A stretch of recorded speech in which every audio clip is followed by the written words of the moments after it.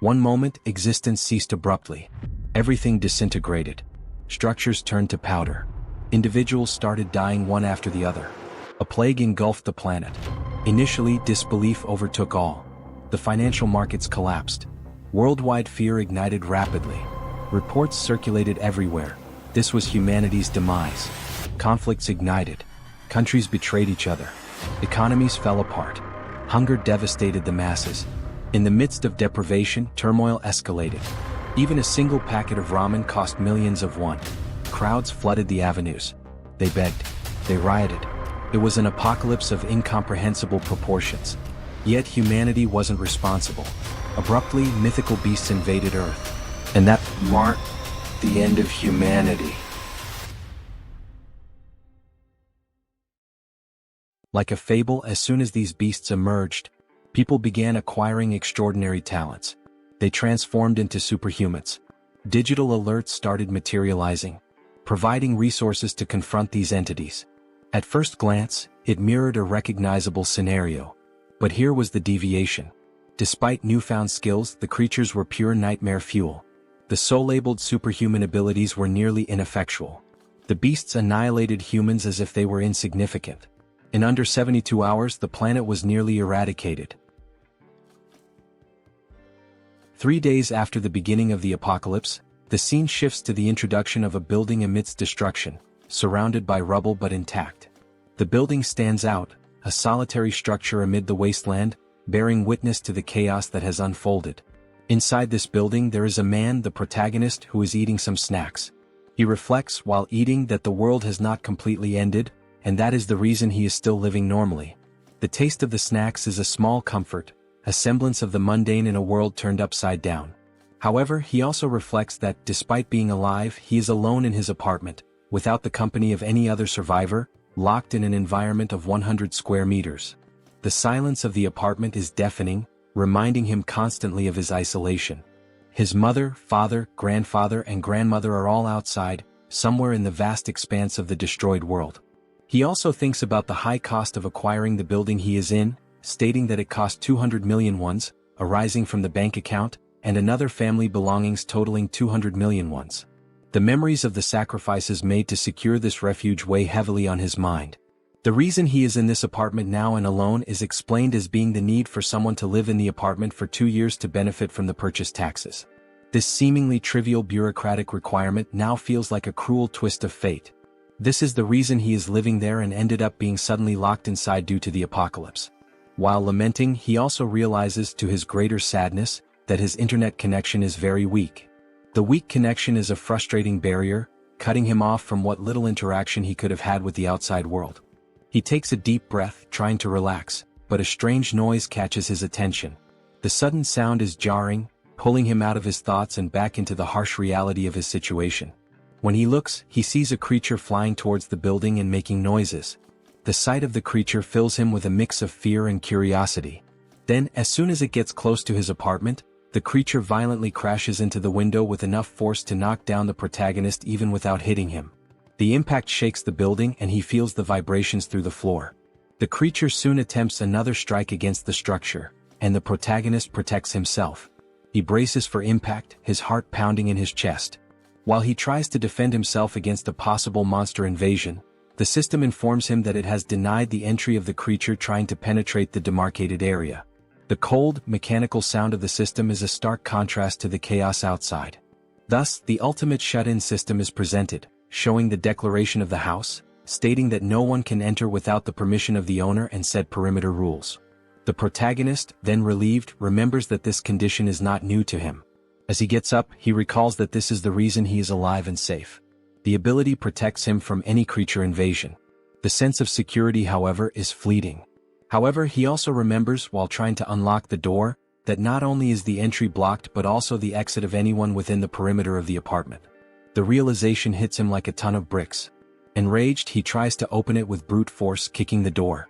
Each kick echoes in the empty apartment, a futile attempt to break free. On this third day, where the world succumbs to destruction, he is grateful for the ability protecting him but also laments being completely trapped inside the apartment. Sometime later, sitting and watching the system window, he continues to reflect on this condition of being trapped. The cold glow of the screen is his only company. Irritated, he laments not having the power to do anything about it. The feeling of helplessness is overwhelming. As he looks to the side, he notices that all his supplies are running out and that his refrigerator has lost power since the previous day. The ticking clock of his survival is a constant reminder of his predicament. His only source of energy is some food cooked in pans, which will not last much longer. The realization sets in, deepening his sense of urgency. Suddenly, the system shows a new notification. The unexpected beep of the notification is a jarring interruption. He has hunted a Calican, level 23, and gained a significant amount of XP and some new skills have been added. The notification is a glimmer of hope in the darkness. His attention is entirely focused on the system as he analyzes the reason for this unexpected notification. The details on the screen are a puzzle he needs to solve. Looking out the window, he sees the ground floor, where the bird that had hit his window is lying on the ground lifeless and being attacked by goblins. This makes him realize that the death, even not caused by the animal's impact on the window, made him gain experience after the monster's life ended. The macabre scene outside is a grim reminder of the new rules of this world. The system continues to notify him, saying that a new skill has been unlocked, and resources have been acquired from the surroundings, and these resources are being calculated. The protagonist also notices a change in the goblin's behavior and wonders why. The shifting dynamics of the creatures are yet another uncertainty to navigate. Now, in desperation, the goblins face the monster's death, while they desperately try to scavenge something else. The system completes the resource calculation and informs him that 2,203 wands have been deposited in his wallet. The number on the screen seems surreal. This generates confusion about how this should work. The new reality of his resources is a puzzle he needs to piece together. Suddenly, the apartment's power returns, to the protagonist's surprise. The sudden return of power is a shock, a small miracle in a world gone mad. Everything was now working normally, and the house declaration evolved to level 3. The sense of normalcy, however fleeting, is a balm to his frayed nerves.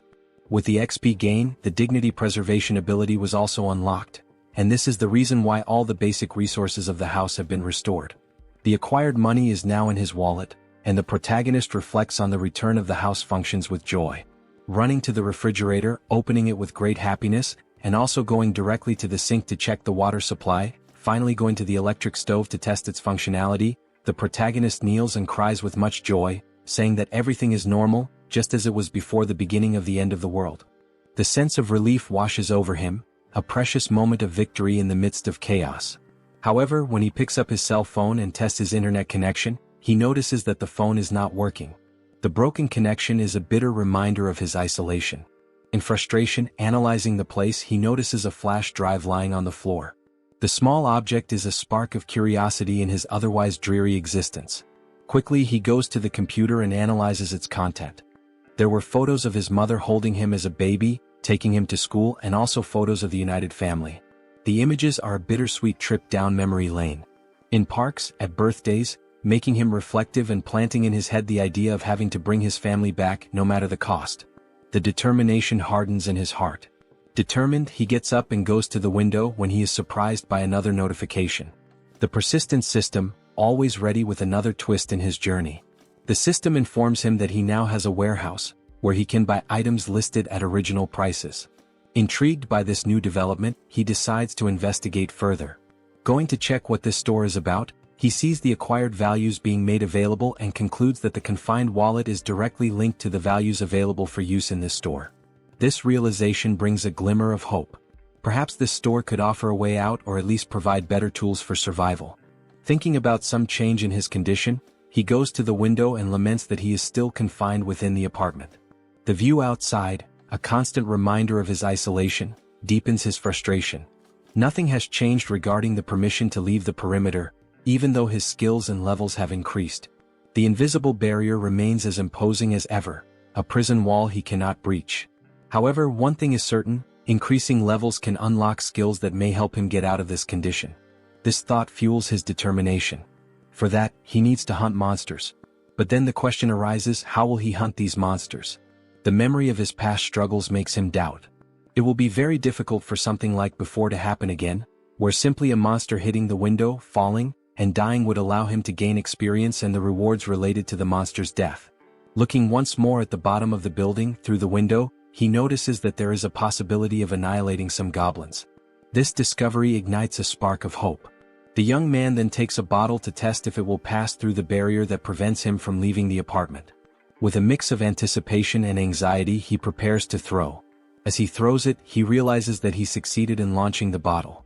The barrier does not impede objects. Thus, he concludes that anything he throws will be useful for his hunt. In this case, he picks up a dumbbell and will try to use it as a weapon. Its weight and solidity give him confidence. Looking through the window searching for potential targets, he notices a bunch of goblins still collecting parts of the previously slain monster.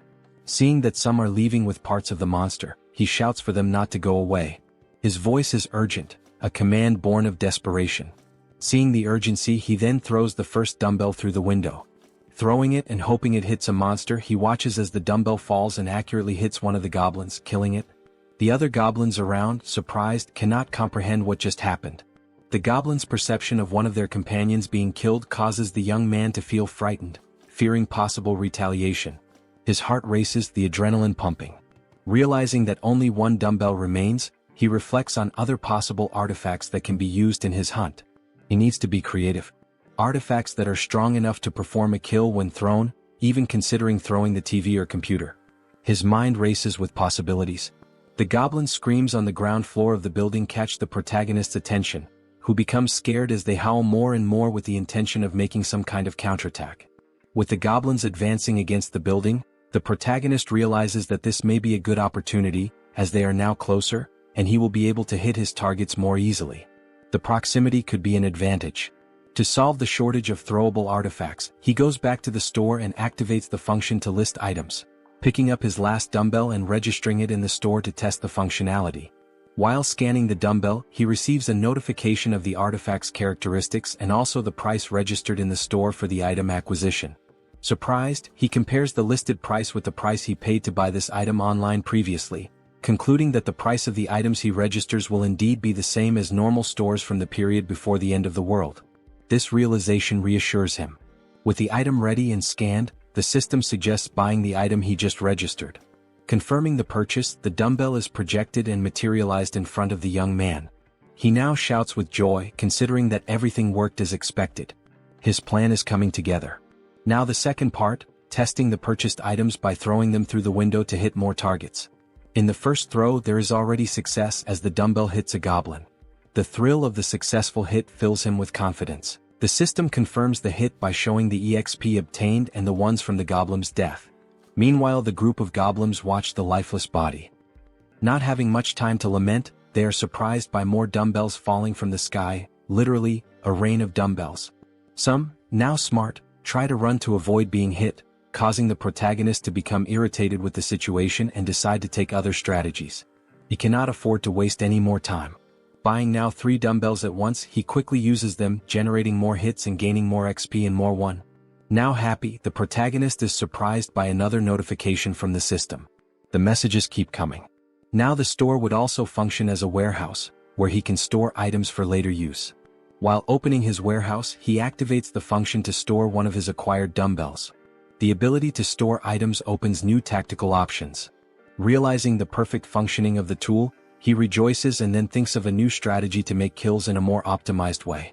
His mind races with new ideas. He can now summon items from his warehouse and place them anywhere he wants. Soon, a brilliant idea comes to mind.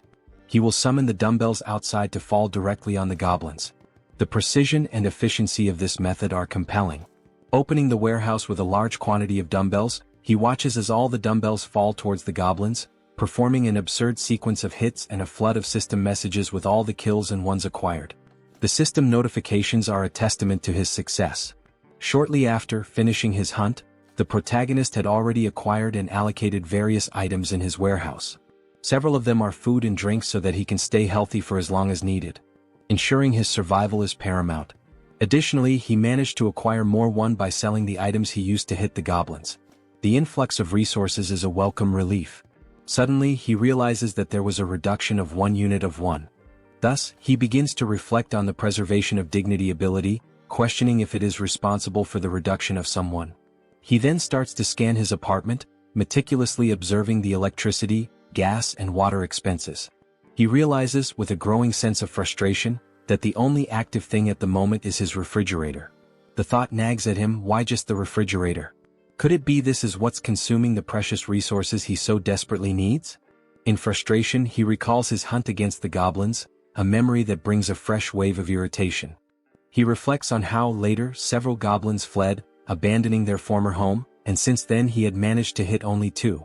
His efforts had yielded such meager results, leaving him to wonder if all this exertion was worth it. His mind races as he then wonders if there are other creatures he can hunt out there. Remembering the previous flying monster, a formidable foe that had tested his mettle, he recalls that no similar creature appeared near the apartment since then. This reflection leads him to ponder seeking other methods for his hunt, different strategies that could yield better results. He also wishes to be lucky enough for another flying monster, whose name is Calican, to fly nearby.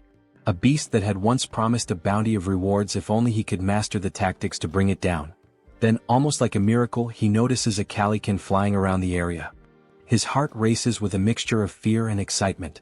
This could be the opportunity he has been waiting for. Seeing the monster's presence, he then begins to act quickly, thanking God for not abandoning him in this dire time of need. With a metal structure and a mirror attached to it, he uses this makeshift tool he created to attract the Calican's attention. He focuses, aiming carefully, hitting the monster's vision with a precise beam of light.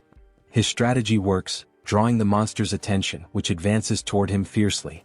The beast's sudden violent approach, hitting the barrier and knocking him down with a gust of wind, reminds him all too clearly of the previous attack. Happy with the success of his plan to attract the monster's attention, he contemplates the gain of another level with the Calican's kill. The monster, undeterred, then launches an attack with its powerful wings, hitting the protagonist with another gust of wind. With some effort, he manages to remain standing, his resolve unwavering. At the end of the attack, the protagonist looks to where the monster was and realizes with a sinking feeling that it is no longer there. Quickly, the monster reveals its position as if playing a cruel game of hide and seek. It was attacking the building structure, seeking an opportunity to strike the protagonist once more. While the system alerts that an unauthorized entity is trying to enter the zone, the protagonist observes, his mind racing. He wonders if the creature will be strong enough to break the ability's barrier. Opening his storage, he knows the urgency of taking some action. Each second feels like an eternity as he methodically scans his list, reflecting on the calculation of the spoils. He understands that if the spoils are not close enough, they will not be counted. This critical understanding dawns on him, as he recalls how several of the spoils that would come from goblins were not counted. The surviving goblins had removed the bodies of the slain ones to an area beyond where the system could make an accurate count. Leaving the young man extremely frustrated with the thought that this cannot happen again, he makes a determined decision. Reflecting on the possibility of killing the monster with just one strike, he scrutinizes his list of available items and storage. His attention turns to the canola oil, an unconventional choice but one that sparks a cunning plan. He immediately acquires 10 bottles, thinking through each step meticulously. After the system delivers the bottles, he quickly grabs them and heads to the kitchen, his pace quickening with purpose. He picks up a pan and fills it with the liquid from the bottles, setting it to heat. His goal is to heat this oil sufficiently. While that happens, he ties a cloth to a stick, improvising a tool that will serve as part of his plan. Bathing the stick with the cloth in the boiling oil, he then stores the pan with enough heated liquid in the storage. He knows that timing and preparation are crucial. After pouring all the oil into the storage, the system confirms the listing of the item, and the protagonist goes in search of a lighter, which he uses on his stick to ignite it. His weapon is ready. Now at the window, observing the Calican, the protagonist waits for a good opportunity to invoke the canola oil on the bird. He watches, his pulse quickening as the bird starts flapping its wings against the hot oil. Once it begins to descend, the protagonist sets the monster on fire. The flames engulf the creature almost immediately, a sight that fills the protagonist with a sense of grim satisfaction. The protagonist is pleased with the success of his plan while observing the Calican in its final moments. As the flames do their work and the Calican is indeed dead, the system returns the results to the protagonist. It indicates a level increase in abilities and also the unlocking of a new skill while calculating the spoils. With the calculation complete, an additional 9,347,487 won is directed to the confined person's wallet. He, surprised by the large amount of won, did not expect to receive 10 million in a single kill. This unexpected fortune catches him off guard. Now turning his attention to the gain of the new skill called territory expansion, the protagonist suffers changes in his body, making him wonder what is happening. Now, with black eyes and everything around him being seen differently, almost like an X-ray, he tries to adapt to the change. He notices that his eyes scan the entire building structure, revealing the hidden intricacies and finally leading him to 4 survivors in a room in the building. Clearly a surprise to him, as he did not imagine that there would be surviving neighbors so close. This revelation opens new possibilities and uncertainties, his mind racing with potential outcomes. Attempting to understand the situation, the young man, still with his eyes blackened, is overwhelmed by feelings of despair, confusion, and doubt. Suddenly, his eyes perceive the presence of people inside the building in a strange manner, leading him to a single question. What is happening? How is it possible that there are other survivors inside this building? And how does this ability work? As the effects of the ability fade, and while recovering from the changes it caused, the system emits several notifications. These inform that these individuals meet the requirements to become citizens and present a proposal for their acceptance within his jurisdiction. The individuals introduced are Choi Hyung-jun, referred to as Chubby, a 30-year-old husband, Park Hae-won, his wife, also 30, and their daughters Choi Na-yeon and Choi Seo-yeon, aged 3 and 6. Turning to the system, confused, the protagonist questions what would happen if they were not accepted as citizens. He quickly discovers the answer to the doubt. Those who are not accepted as citizens will be expelled from the residential zone. This would inevitably result in their certain death, as they would have no chance against the monstrous threats outside. With this realization, the young man makes the most obvious decision for someone with a good heart. He accepts these individuals as citizens of his zone. The system then confirms the addition of each inhabitant one by one, and the protagonist speculates about the possibility of unlocking new abilities related to managing these people. Consulting the system, more details are gathered, not only regarding these speculations but also about the ability that allowed the detection of the presence of these other beings. The ability is called Ultimate Eyes, and at level 1, it ensures that nothing within his home escapes detection. Learning about this ability, he explores skills related to citizens and finds an option within the system for citizen management. There, a list of all their names is displayed, alongside their current levels and trust scores. Below the list, a population counter shows 4 out of 600. The number is surprising. 600 people is a lot. Diving into the details about Chubby, information is found about awakened skills. Currently none, XP distribution at 0%, and money distribution also at 0%, with options to assign a mission to Chubby or remove him from the citizen list. Data such as XP and money distribution rates raise questions about the possibility of sharing gains with the host of the house, sparking curiosity about how much control there might be over these rates. Could this also be a way to grow stronger? Returning to the system, under the option to assign a mission to Chubby, the system presents a form requesting details such as description, time limit, mission rewards, and penalties for failure. This detail is surprising, especially the need to specify all these elements. In this case, the mission is described as Goblin Hunt, giving Chubby 168 hours to complete it. The reward is a small amount of XP with no penalties for failure. When confirming the mission, considerations are made to alter the form's details, balancing penalties for failure with the mission's complexity and its rewards, even contemplating imposing elimination as a failure penalty. However, back at the confirmation screen, the assignment is cancelled, deemed too dangerous and unfair to arbitrarily decide the lives of citizens. Reflective, the protagonist wonders what should be done with this ability. Then, an idea arises: use Ultimate Eyes again to check what is happening in the room where the citizens are. Observing everything, the family, sitting around a table, seemingly desolate, begins a dialogue with the wife questioning what they can do now. The reasoning behind her question soon becomes clear. Chubby intends to leave the safe zone to search for basic supplies such as water. Though he wishes to stay with his family and daughters, he knows the necessity of obtaining essentials for their survival. The wife shouts that he cannot do this, emphasizing the extreme danger involved. Chubby understands but, given their circumstances, fears they have no other choice. He wonders aloud if there might be any place with at least water. He answers that even if there isn't, it is necessary to try the nearby convenience stores, mentioning one particularly large store that will surely have something usable. Before much reflection, one of the daughters exclaims, "I'm thirsty."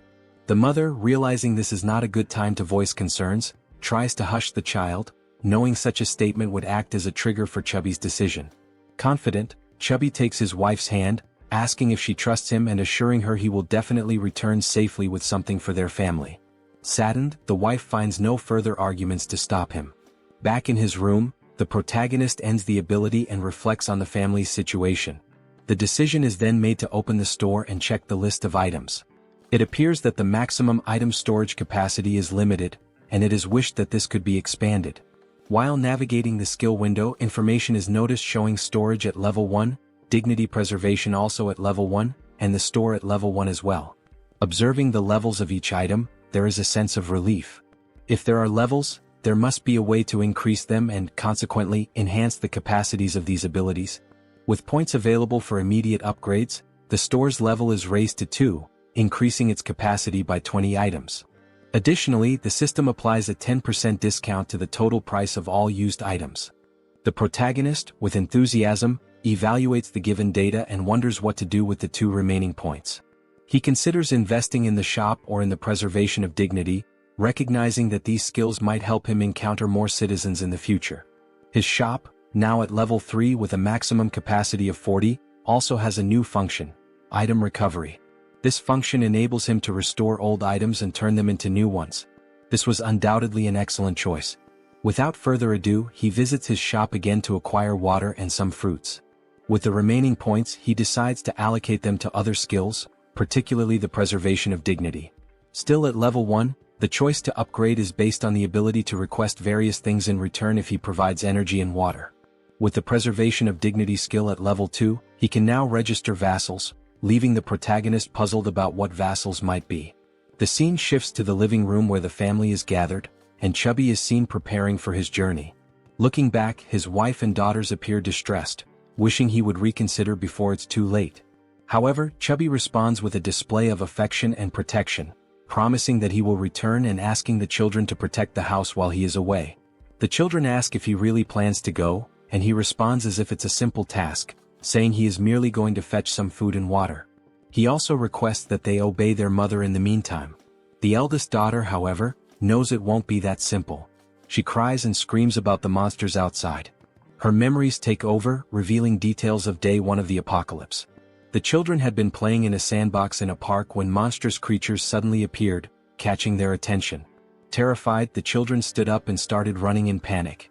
While running, their father grabbed the youngest in one arm, desperate to survive, while their mother carried the other child so they could all reach safety faster, pursued by goblins. Now determined, the father swallowed his apprehensions, resolute in his decision. The mother tried to comfort the children to stop them from crying, making the father's decision even harder. He reflected on the possibility that this might be the last time he would see his daughters, trying to remain strong in front of his family. Suddenly, the doorbell rang, startling everyone and preparing them for a potential confrontation with monsters. Gathering his courage, the father cautiously checked the situation while hearing someone on the other side of the door asking to be let in. The voice from the other side caused surprise and doubt. Could it really be a person? Chubby wondered, but he didn't rule out the possibility of a cunning monster. As the voice continued from the other side, he prepared for a potential confrontation, noticing a sudden silence. Pondering whether the monster had left, he was startled when the door suddenly opened. Quickly, he turned to his family, holding them in hopes of protecting them from a possible threat. Everyone screamed, and the father begged for mercy for his wife and daughters. Amid the cries, a calm voice asked for permission, completely breaking the tension and prompting everyone to finally look at the one who had knocked. It was the protagonist holding a bag of items, creating a pleasantly surprising moment for everyone. The question, "Who are you?" arose naturally. Then the protagonist's real name, Kim Jae-hyun, was revealed, although he would henceforth be known as June. After introducing himself, he explained that he lived nearby. Handing over the bag of items, he informed them it contained water and fruits, requesting a small conversation once everyone was settled. Both happy and apprehensive, the father looked at his family, seeing the worry in their eyes, and declared that there was no reason to refuse, given June's sincere demeanor. He then invited June into the house. Once everyone was seated, the children stared at the visitor with a mix of curiosity and suspicion. June wondered if the children were shocked by his arrival but quickly turned his attention to the dark curtains covering the windows. He considered this an intelligent choice, as it significantly reduced the risk of monster attacks. However, the darkness necessitated light. To address this, June activated his skill, restoring power to the room where they were conversing. While organizing items in his bag, the family, still in shock, was astonished by the return of power to their apartment. June then decided to interact with the family by offering water to everyone, starting with the children. Chubby expressed gratitude and distributed the water bottles to his daughters, who eagerly quenched their thirst. Shaun, the youngest, drank her bottle so quickly that she choked, briefly worrying her mother. June observed and promptly offered the little one a tangerine, which she accepted with slight hesitation. The mother stepped in, requesting that Shaun hand over the tangerine so she could peel it. Taking a piece of the fruit, the mother returned it to her daughter, who quickly devoured it, expressing immense joy as she savored it. The mother asked if it was good, and Shaun enthusiastically confirmed. The elder sister then asked the mother for a piece as well, which she also enjoyed, showing similar delight. For June, the system notified him that the citizens' trust levels had increased. It reported that Shaun's trust score had reached 50 points and her loyalty level had exceeded 30 points, meeting the requirements for her to become a vassal. Now at level 2, Shaun, with 57 trust points, no skills and no XP or money allocated, had new options available for missions to be assigned by June. He then reflects that this little girl has met the requirements. However, she is still too young to receive missions. Another thought that crosses June's mind is that the number of registrable vassals is highly limited compared to the number of citizens. Therefore, he needs to be very cautious in selecting vassals to avoid filling these slots carelessly. Looking at Chubby, whose trust level is at 31, June realizes that this score must be raised further. While contemplating, he is interrupted by Chubby, who asks if there is a way to repay June for his actions toward the family. June invites Chubby to talk in the hallway. Surprised, Chubby agrees and both move outside the room. Once outside, June asks Chubby if he received the invitation to become a citizen. Chubby checks his notification window and confirms that the entire family received this notification about 30 minutes ago. June then inquires if anything strange or unusual occurred during that time. Chubby confirms, explaining that they were immobilized for a short period. June understands the situation and assures Chubby that soon his life will return to normal. Shocked by this statement, Chubby questions whether such a thing is possible. June confidently replies that it is entirely possible, thanks to his ability. Chubby processes this information and then remarks that he knows such actions would never come without a cost. He asks what he should do. June explains the possibility that while on the mission given to him, Chubby might lose his life, and he asks if Chubby is truly willing to proceed with what is being asked. After a brief moment of reflection, Chubby firmly confirms his readiness to do whatever is necessary, stating that he had already been considering stepping out of his comfort zone to seek food and water before June's arrival. Chubby declares that he was already prepared to risk his life. Suddenly, June interrupts to ask about the golf club Chubby is carrying, curious about its cost. Confused, Chubby replies that the club cost around 400,000 to 500,000 won. Reflecting on this price, June considers it expensive and realizes the importance of saving money for future acquisitions. Chubby, still puzzled, questions the abrupt inquiry. June dismisses it as unimportant and shifts the conversation, asking if Chubby remembers the day the monsters first appeared. Chubby recalls the weekend when the monsters emerged, chasing them, and recounts the horror of that moment. June reflects that those who stayed inside their homes might have survived the attack. Considering that goblins are not very strong and their conditions are unfavorable compared to those of an adult man, June notes their primary advantage lies in their strategy of always attacking in groups. However, humans also have the strategic capacity to form armies, and an army is precisely what June intends to build from this point forward. Starting with Chubby, who will be the first member and will join June in finding other survivors. Sometime later, back in his apartment, June analyzes the system, which notifies him that his trust level with Chubby has risen further. Checking his list of citizens, the system displays Chubby's trust level at 40 points. Reflecting on having an entire family as citizens, June considers the possibility of his own family being added to this list as he continues to develop the system. Suddenly, a goblin screech catches June's attention. He gets up and goes to the window to investigate the commotion. Looking down, he is surprised to see other people fighting against a large number of goblins. Contemplating how he could assist and how challenging it would be, June formulates a plan while observing the goblins' assault on the group of humans. One individual, armed with a baseball, prepares a powerful throw at one of the attacking goblins. The ball strikes the goblin's face, knocking it out instantly. The attack's force sends the goblin flying, its skull bursting into a fountain of kaiju-like blood. The sheer power of the blow leaves June, watching from above, utterly astonished. Meanwhile, another member of the human group, a young woman, fires 2 arrows simultaneously from her bow, each striking the chest of a different goblin. Beside her, another man wields a baseball bat, targeting the goblin standing between the 2 struck by the young woman. The man leaps and smashes the goblin, reducing its body to a green pulp. The remaining goblins, fearing for their safety, decide to flee, realizing the group's overwhelming strength. The archer, still on alert after the battle, notices something strange moving and quickly aims her bow at the object. She soon realizes it is a food package, causing her confusion. June, shouting from the building's top floor, finally catches her attention. She looks up, noticing the man frantically gesturing and yelling to attract the group's notice. Suddenly, someone knocks on June's door. Looking through the peephole, he sees that it is Chubby carrying a box. June invites Chubby to enter the apartment with the box. Following June's instructions, Chubby approaches the entrance but discovers that the system's barrier prevents him from entering. The system makes it clear that Chubby is not qualified and therefore cannot access the apartment. Chubby questioned what it meant to be not qualified. June wondered if the system would prevent anyone from entering his apartment at that moment. He also speculated whether registering Chubby as a vassal might resolve the issue. However, he decided to postpone addressing the matter of entry and instead focused on receiving the box, which contained items that could be used as weapons. Upon receiving the box, June placed it on the floor, opened it and examined its contents. Inside there was a toolbox and several knives. June activated the system, accessed the store, and ordered 5 bottles of water and 5 packs of instant noodles. As the store projected June's order, Chubby watched in disbelief, amazed at how such a thing was even possible. Without dwelling too much on the situation, June packed all the requested items into the box and handed it back to Chubby, instructing him to take the box to the building's entrance on the 1st floor. Chubby accepted the box but questioned whether this task might be too dangerous.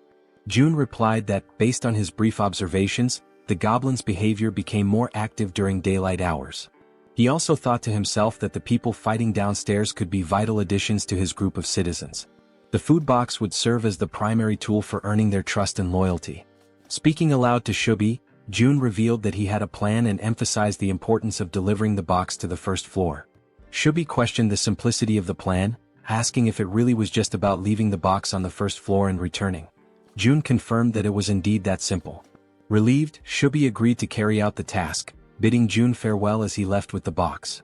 June thanked him as he departed. Opening the system's interface, June reflected on the need to reward Chubby's trust generously. The mission menu described the task: delivering the box containing water bottles and instant noodles to the 1st floor and returning within 24 hours. The mission offered a small amount of XP as a reward, with no penalties for failure. Chubby received the notification and realized he would gain experience upon completing the mission. He wondered aloud if this was somehow related to a leveling system like in a game. June confirmed this and revealed that Chubby's current level was 9. If Chubby leveled up, he would receive rewards. June assured Chubby that he was relying on him, and Chubby, understanding his task, promptly made his way toward the 1st floor. Armed with the box and a golf club for protection, he cautiously descended the stairs. Finally reaching the 1st floor, his mission was to place the box on the ground. However, before he could act, he noticed movement nearby. The sudden motion startled him. He suspected it was goblins and grew alarmed as darkness was beginning to set in. Panicked, he decided to flee.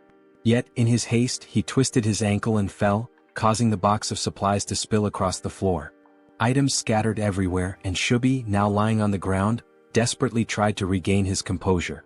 As the creatures drew closer, Chubby instinctively shielded himself with his arms and shut his eyes tightly. Suddenly, a voice called out to him. Opening his eyes, he saw a group of humans approaching, asking if he was okay. While in June's apartment, the system issued an alert about an unauthorized attempt to enter. June began to wonder what it could be, speculating that it might involve an invasion by the group. Activating his ultimate eyes ability, he scanned the building and noticed Chubby with a group of people, leading them as they conversed among themselves. The group questioned how it was possible for someone in the building to throw a package of noodles. This raised their hopes, thinking the building might have an abundance of food while they were on the brink of exhaustion. Deactivating his observational ability, June recognized everyone in the group. The system then notified him that they met the requirements to become citizens and proposed adding them. However, June realized the risks of accepting outsiders as members of his group. He also considered the possibility that these people might reject his offer to join, which made him anxious and stressed. While contemplating the best course of action, June was interrupted by Chubby's voice calling out from nearby, trying to communicate with him. Responding to Chubby, June received a system notification indicating that this citizen had an ongoing mission. The system suggested editing the current mission, which June confirmed. The updated mission now included delivering meals to the newcomers. After confirming the changes, June and Chubby exchanged updates on the situation. June instructed Chubby to immediately gift the newcomers some food, as June had a plan in mind. Chubby agreed and followed the plan.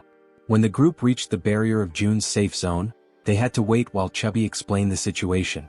Reporting back to June, Chubby detailed the group's status, which June received positively. He then accessed the system and initiated invitations for the group to become citizens.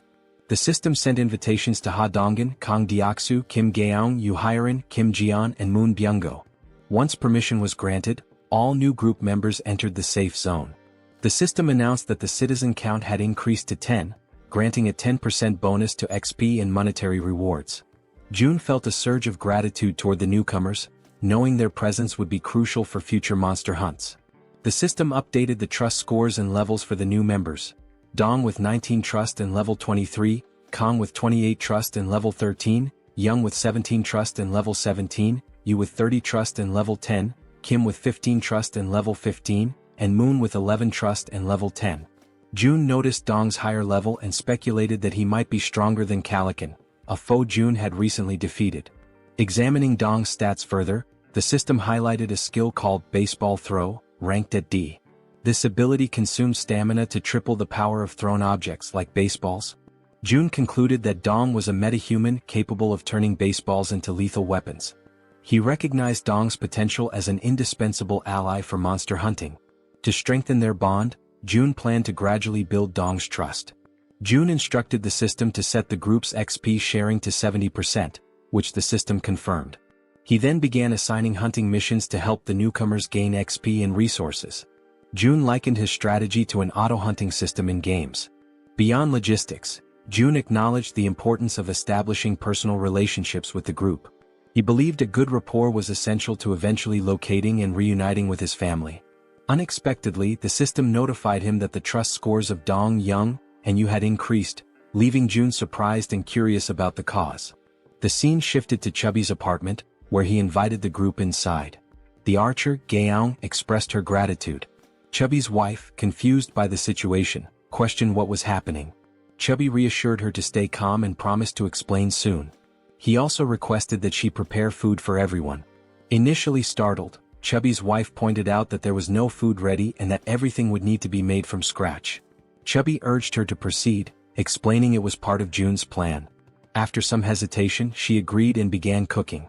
Han, previously referred to as Dong, expressed his gratitude and shifted his focus to Chubby, asking about June. Chubby admitted he didn't know much about June, except that he was their neighbor.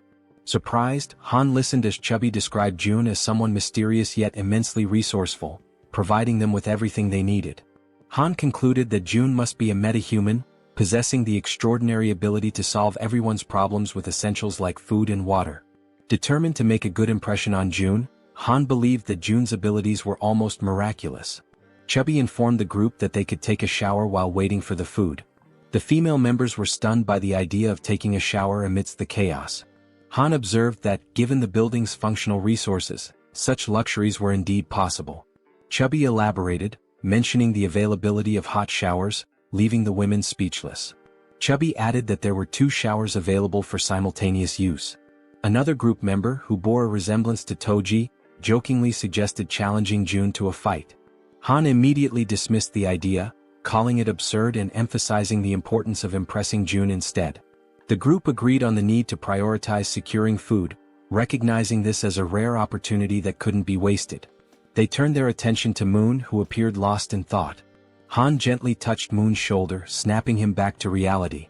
When Han apologized for potentially upsetting him, Moon reassured him that nothing was wrong. Han began expressing regret over a past decision, but Moon interrupted, affirming that every choice had been consensual and there was no need for remorse. The group collectively strategized about obtaining supplies for Moon's grandmother. However, Moon internally lamented that it might already be too late for her. As Han discussed their plan further, the sound of the door opening startled everyone. Han readied a baseball in his hand, prepared for confrontation, but quickly realized it was June. June's presence radiated warmth and reassurance, instilling hope in the group. They felt certain that June was the key to lifting them out of their despair. A few minutes went by and they sat in silence around the table. The atmosphere was tense until Haiwan, a fatty's wife, feeling the strain, finally spoke. She apologized for how cramped the room was. Han, striving to be courteous, replied that it was fine. Since they had arrived unannounced, it didn't bother them. Just then, Fatty entered the room and announced that the food was ready. One by one, Fatty placed bowls of rice before them. They could hardly believe they were about to enjoy a real meal and began to wonder when they had last eaten something proper. Haiwan, feeling slightly awkward, hesitated before admitting she wasn't sure if the food she had prepared would match their tastes. What seemed like a simple meal to Haiwan left the group's archers stunned with admiration. As she stared at the dishes laid out before her, she couldn't contain her amazement. She told Haiwan that the food was incredible, confessing it had been a long time since she had eaten something so delicious. Haiwan, shyly brushing off the compliments, explained that it was all thanks to the ingredients Seo Jun had provided. She admitted that, without Seo Jun's help, she would have only been able to serve rice and tangerines. Meanwhile, Seo Jun noticed that Haiwan's trust level had reached 50.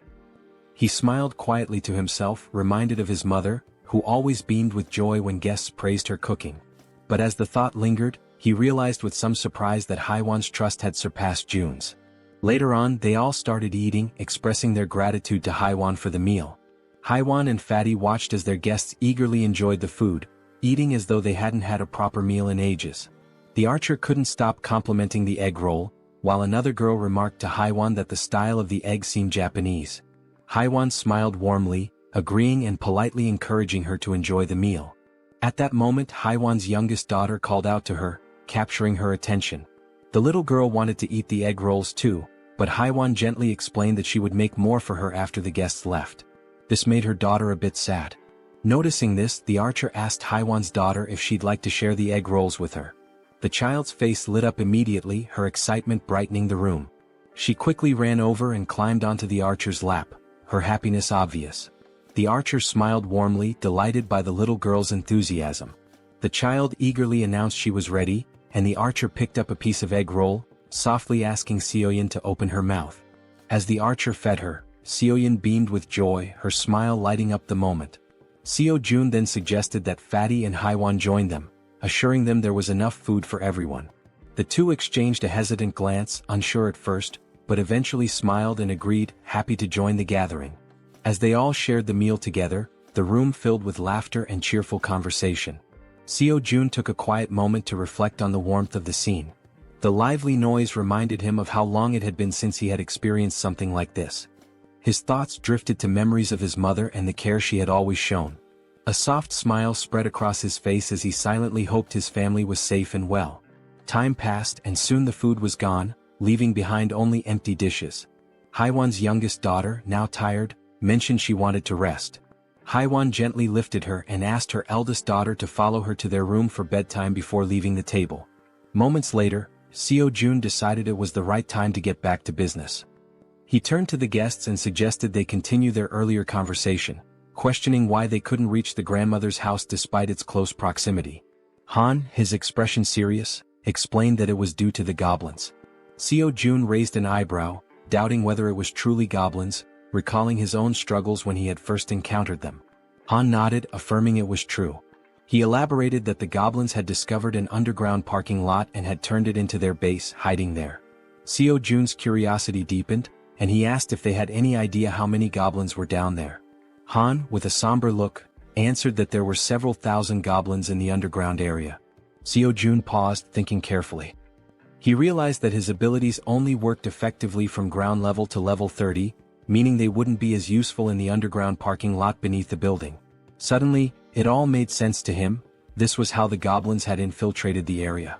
Han continued, explaining that the underground parking lot was connected directly to the entrance of the apartment building they needed to reach. The goblins had turned it into their stronghold and rarely ventured outside. Seo Jun, remembering the nearby side roads, asked Han about them, recalling there were alternative paths they could have taken. Han nodded, admitting that their initial plan was to use the side roads to escape, but they had encountered something far worse than the goblins. Intrigued, Seo-jun pressed Han to explain what could possibly be more dangerous than an army of goblins. Han recounted seeing a massive shadow, describing it as resembling a bear. He explained that they had managed to escape the apartment building because the bear had been fighting the goblins, providing a brief window for their escape. Seo-jun, considering how to deal with such a large creature, asked Han for more details. Han confessed that he wasn't entirely sure it was a bear, as the darkness had obscured his view. Seo-jun stated decisively that eventually, they would have to face both the goblins and the shadowy figure. Han agreed but looked down, acknowledging that their group had limitations and wasn't equipped to handle both threats simultaneously. Seo-jun, curious about these limitations, asked for clarification. The archer spoke up, explaining that both she and Han relied on items like arrows and baseballs for combat, but they were running low and couldn't replenish their supplies easily. Despite the challenges, Han remained composed and suggested he could find a solution. He asked to inspect their current weapons, the arrow and baseball. Without hesitation, the archer handed over her equipment. The system then prompted Seo-jun, asking if he wanted to list the new items. Seo-jun agreed and the system began scanning them. Moments later, it displayed the cost to replicate the items. When asked if he was certain, Seo-jun confirmed. Seo-jun glanced around the table and asked if everyone could use the archer's weapon. The group nodded silently, understanding there was only one available. Seo-jun took their silence as agreement. Turning back to the system, he requested 5 sets of the archer's weapon and arrows. The newly created items appeared on the table, and Seo-jun addressed the group, encouraging anyone unfamiliar with weapons to take this opportunity to learn. "These will be your primary weapons from now on," he stated firmly. As the items materialized, the system notified Seo-jun that several members of Han's group had increased their trust in him. Meanwhile, Moon's gaze was fixed on the weapons. He couldn't help but marvel at Seo-jun's resourcefulness, realizing that with Seo-jun on their side, they might actually save his grandmother. The system confirmed that Moon's trust in Seo-jun had grown significantly. Han broke the silence, commenting that with Seo-jun's support, their hunting speed would improve dramatically. Another girl chimed in, noting that Seo-jun's assistance would make their tasks safer, as they wouldn't have to risk themselves to collect arrows anymore. Seo-jun then gathered everyone's attention and announced that before they could move forward, they needed to reduce the number of goblins in the area. Han agreed and asked when they would begin hunting. Seo-jun replied decisively, "Tomorrow?" Han seemed hesitant, questioning the urgency, but Seo-jun explained that the sooner they acted, the better their chances of success. Han eventually nodded, though he still appeared uncertain. Seo-jun turned to Moon and assured him, "Tomorrow we're going to rescue your grandmother." Moon's face lit up with hope and excitement at the thought of seeing his grandmother again. Han, still wary, voiced his concerns about how they would manage with so many obstacles in their way. Seo-jun smiled confidently and revealed his plan. "We'll use a bait strategy to lure the goblins out." After Seo-jun spoke, everyone at the table turned their attention to him, waiting for more details about his plan. Han and the archer girl remained pensive, wondering if the idea could truly work.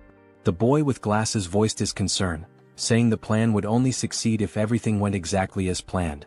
As they deliberated, the system notified Seo-jun, revealing that the mission previously assigned to Fatty had been completed. Along with the notification came a reward of 30,000 won. Reading the message, Seo-jun was surprised. He hadn't realized that payment was given for every completed mission.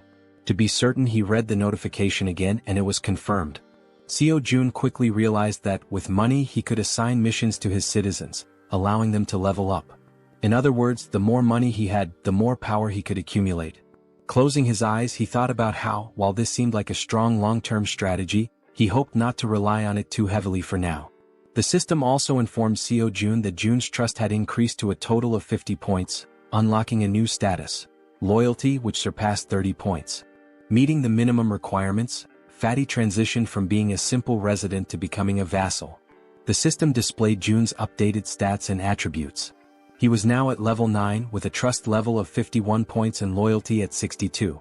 However, he had no awakened skills and 0% shared XP or money. After carefully analyzing the information, Seo-jun decided to register Fatty as his first vassal. As a result, a blue aura began to emanate from Jun, who started feeling sudden changes in his body and broke into a sweat. The system notified that the first vassal registration was successful, unlocking a new skill for Seo Jun called Summon Vassal. This skill allowed Seo Jun to summon the vassal within his house, although it came with a cooldown of 2 hours after use. The system updated Jun's stats again, revealing that he had reached level 20 and gained the title of First Servant. Additionally, he awakened his first skill, Gorilla Strength, a Tier C passive ability that granted him superhuman strength. The system further explained that, thanks to the First Servant title, all XP and gold earned by Fatty through hunting would be shared. Lastly, the system revealed that Seo Jun could use the Ultimate Eyes skill to summon the vassal within a 5-meter radius of his house. Seo Jun noticed a plus symbol beside Jun's level and wondered what it did. Upon pressing it, he discovered it was a feature to increase the vassal's level at the cost of 1 million won. Shocked by the exorbitant cost, Seo Jun exclaimed that it was far too expensive for a single vassal skill. Seeing his expression, the woman at the table asked what was wrong. Seo Jun brushed it off, saying it was nothing, and turned his attention back to Jun, asking how he was feeling. The focus shifted to Jun, who stated that his strength was overflowing, with his veins visibly pulsing. He asked if this transformation was Seo Jun's doing. Seo Jun confirmed with a nod. Jun, looking at his hands, remarked that it felt as though his body had become 10 years younger. Seo Jun smiled proudly and suggested that Fatty join the rescue mission team, handing him a bow. Fatty looked confused by the gesture. Seo Jun explained that the mission was assigned because vassals earned double the rewards of regular citizens. In a commanding tone, Seo Jun instructed Fatty to defeat as many monsters as possible. Fatty nodded in agreement, prompting Seo Jun to smile and express his trust in him. Outside the house, on the first floor, the rescue team began their search for survivors. The boy holding a baseball bat questioned whether it was necessary to search the first floor, but Han reminded him that it was Seo Jun's order. The rescue team embarked on their first mission, to locate all survivors in the building and lead them to the 30th floor. The crucial part of the mission was to draw out a large number of goblins for elimination while rescuing as many survivors as possible. The boy with the baseball bat acknowledged the plan, and the group pressed forward. Han, shouting to keep the team alert, emphasized that goblins could appear at any moment or from any direction. As they continued their search, they had yet to encounter any survivors or goblins. While guiding the team, Han noticed something unusual. Some members of the group couldn't believe their eyes. Several lifeless bodies were sprawled across the floor, victims of the goblins. The sight filled the team with sorrow and rage, intensifying their hatred for the goblins. But they couldn't afford to stop. Determined, they pushed on to the second floor. On the second floor, the situation was catastrophic. Lifeless bodies lay scattered across the ground, leaving the team horrified as they continued to the third floor. Upon reaching the third floor, everything appeared to be calm. The team leader knocked on the doors, calling out to see if anyone was inside. The rest of the team followed suit, hoping to find survivors. After several unsuccessful attempts, the team lowered their heads, burdened by a sense of sadness. However, the boy with the baseball bat refused to give up, encouraging the team to press on to the next floor. On the fourth floor, they resumed knocking on doors, announcing themselves as the rescue team. Suddenly, a door creaked open, revealing a man with a tired expression. He asked if they were truly part of the rescue team, mentioning that he was extremely thirsty and begging for water. Han quickly pulled out a bottle and handed it to him. The man, still skeptical, asked again if they were really from the rescue team. Han reassured him, confirming their purpose and explaining that, as a resident of the building, he was helping to lead all survivors to a safe location. The man seemed surprised to hear this. He closed the door momentarily but reopened it shortly after, revealing 2 others inside the apartment. Introducing himself as Hong Young-soo, he stated that he would rely on the team. Han introduced himself as well, expressing his hope for good cooperation between them. Han then introduced the girls on the team and instructed them to escort Hong Young-soo and his group to the 30th floor before returning to continue the mission. Hong Young-soo hesitated, questioning the safety of the 30th floor and expressing his reluctance to leave. His son, however, admitted he had been hoping for a rescue and suggested there might even be a helicopter waiting for them. The girl clarified there wasn't a helicopter but assured them there was hot food and the chance to take a bath. Hearing this, Hong Jung-soo's daughter became excited, marveling at the idea of taking a bath even in the midst of the apocalypse. The girl chuckled and confirmed it would be a warm bath. The daughter eagerly turned to her father, urging him to stop hesitating and go with them. Reluctantly, the man gave in to his children's wishes. Shortly afterward, the system notified Seo Jun that the total number of citizens had increased to 40. Along with this, their XP and gold had increased to 90%. Sometime later, it is shown that the mission was a success, and they managed to rescue several people. The elderly and children were taken to Fatty's house, where everyone seemed happy. The younger members stayed in the hallways. Han confidently confirmed that there were now a total of 40 people, with no one missing from the search. Seo Jun thanked everyone for their excellent work. Seo Jun then activated his skill, Absolute Eye, causing his eyes to turn black as he carefully observed every movement his citizens were making. He saw them carrying chairs, working with cables on the stairs, hauling ropes, and even climbing the stairs with a very heavy object.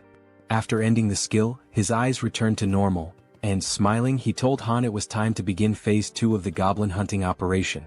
Now in the hallway, Han, alongside the other members, called for focus and explained the plan and how it would work.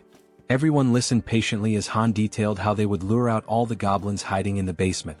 Initially, they would start on the first underground floor, B1. The group would divide into 2 teams with the goal of attracting and clearing out the goblins on B1. Afterward, they would proceed to B2 to eliminate all the goblins there as well. A boy with glasses raised his hand and voiced a question. He asked what they would do if more goblins appeared than anticipated. He also mentioned that if the goblins counterattacked, the bodies on the floor might obstruct their escape.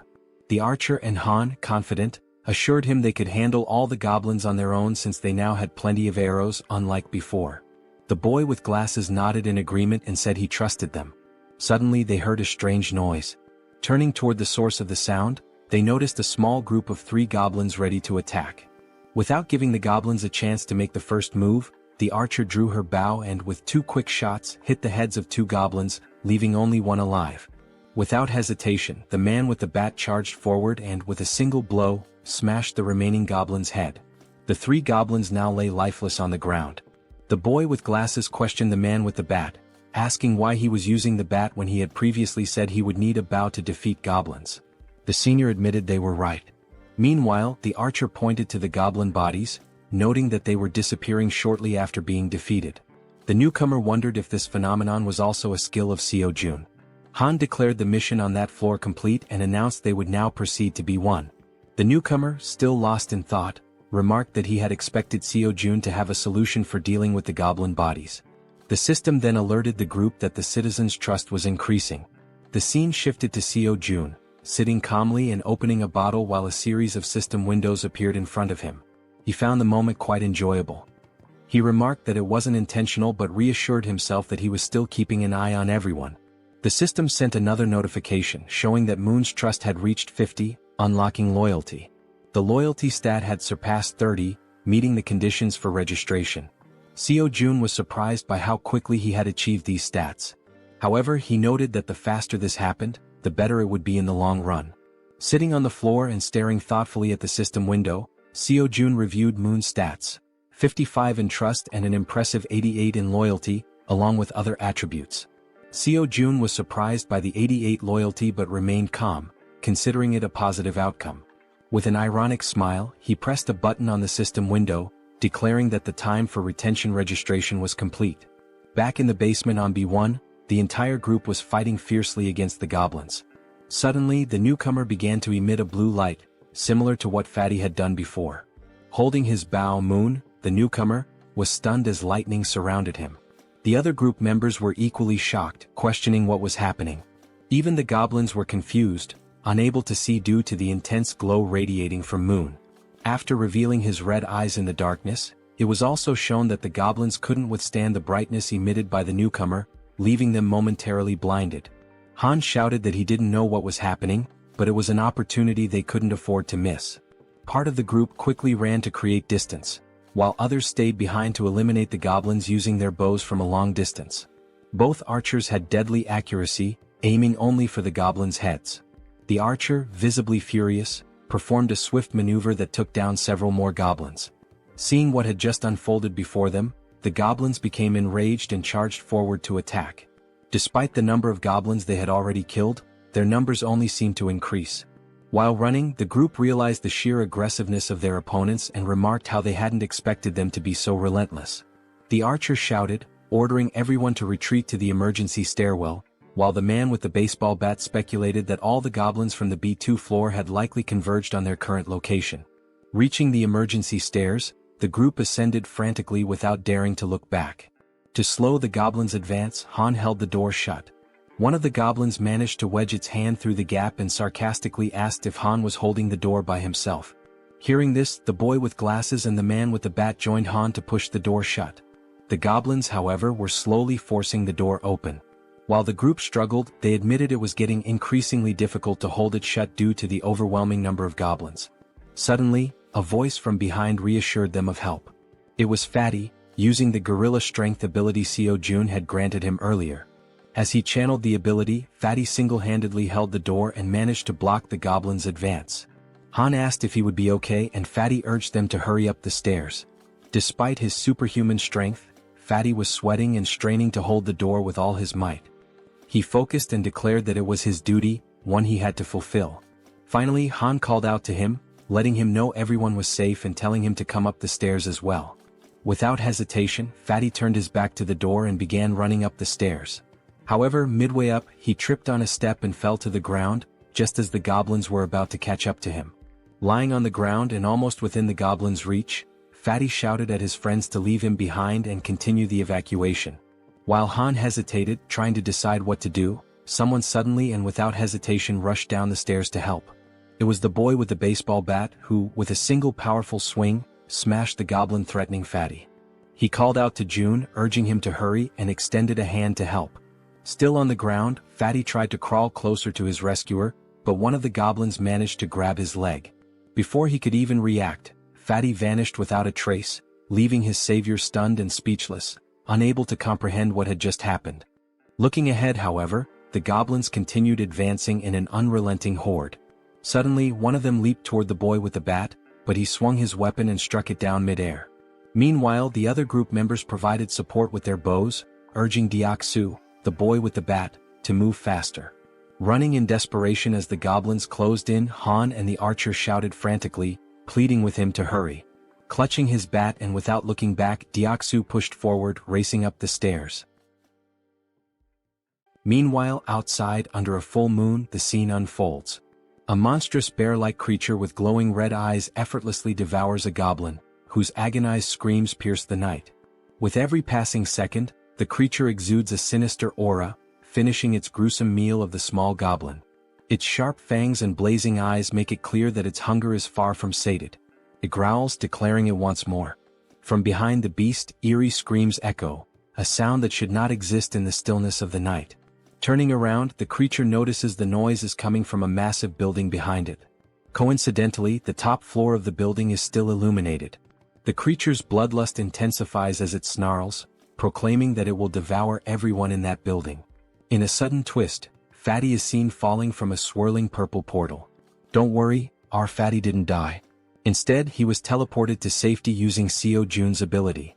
Seo Jun, who had been observing from afar, pulled Fatty out of danger just in time. Fatty lands on the ground in a clumsy hero's pose, feeling relief despite his confusion about what just happened. Seo Jun, standing nearby, remarks, "That was close." Fatty rubs his eyes to make sure he's not imagining things and sees Seo Jun offering his hand to help him up. Seo Jun explains that, just in case, he kept an eye on the situation using his Absolute Eye ability. He's glad to see that the Vassal Summoning ability worked perfectly. As Fatty tries to stand, he notices a sharp pain in his leg. It's then that he realizes the goblin had managed to cut him when it grabbed hold of him earlier. He hadn't even noticed how fast it happened, given the brief struggle.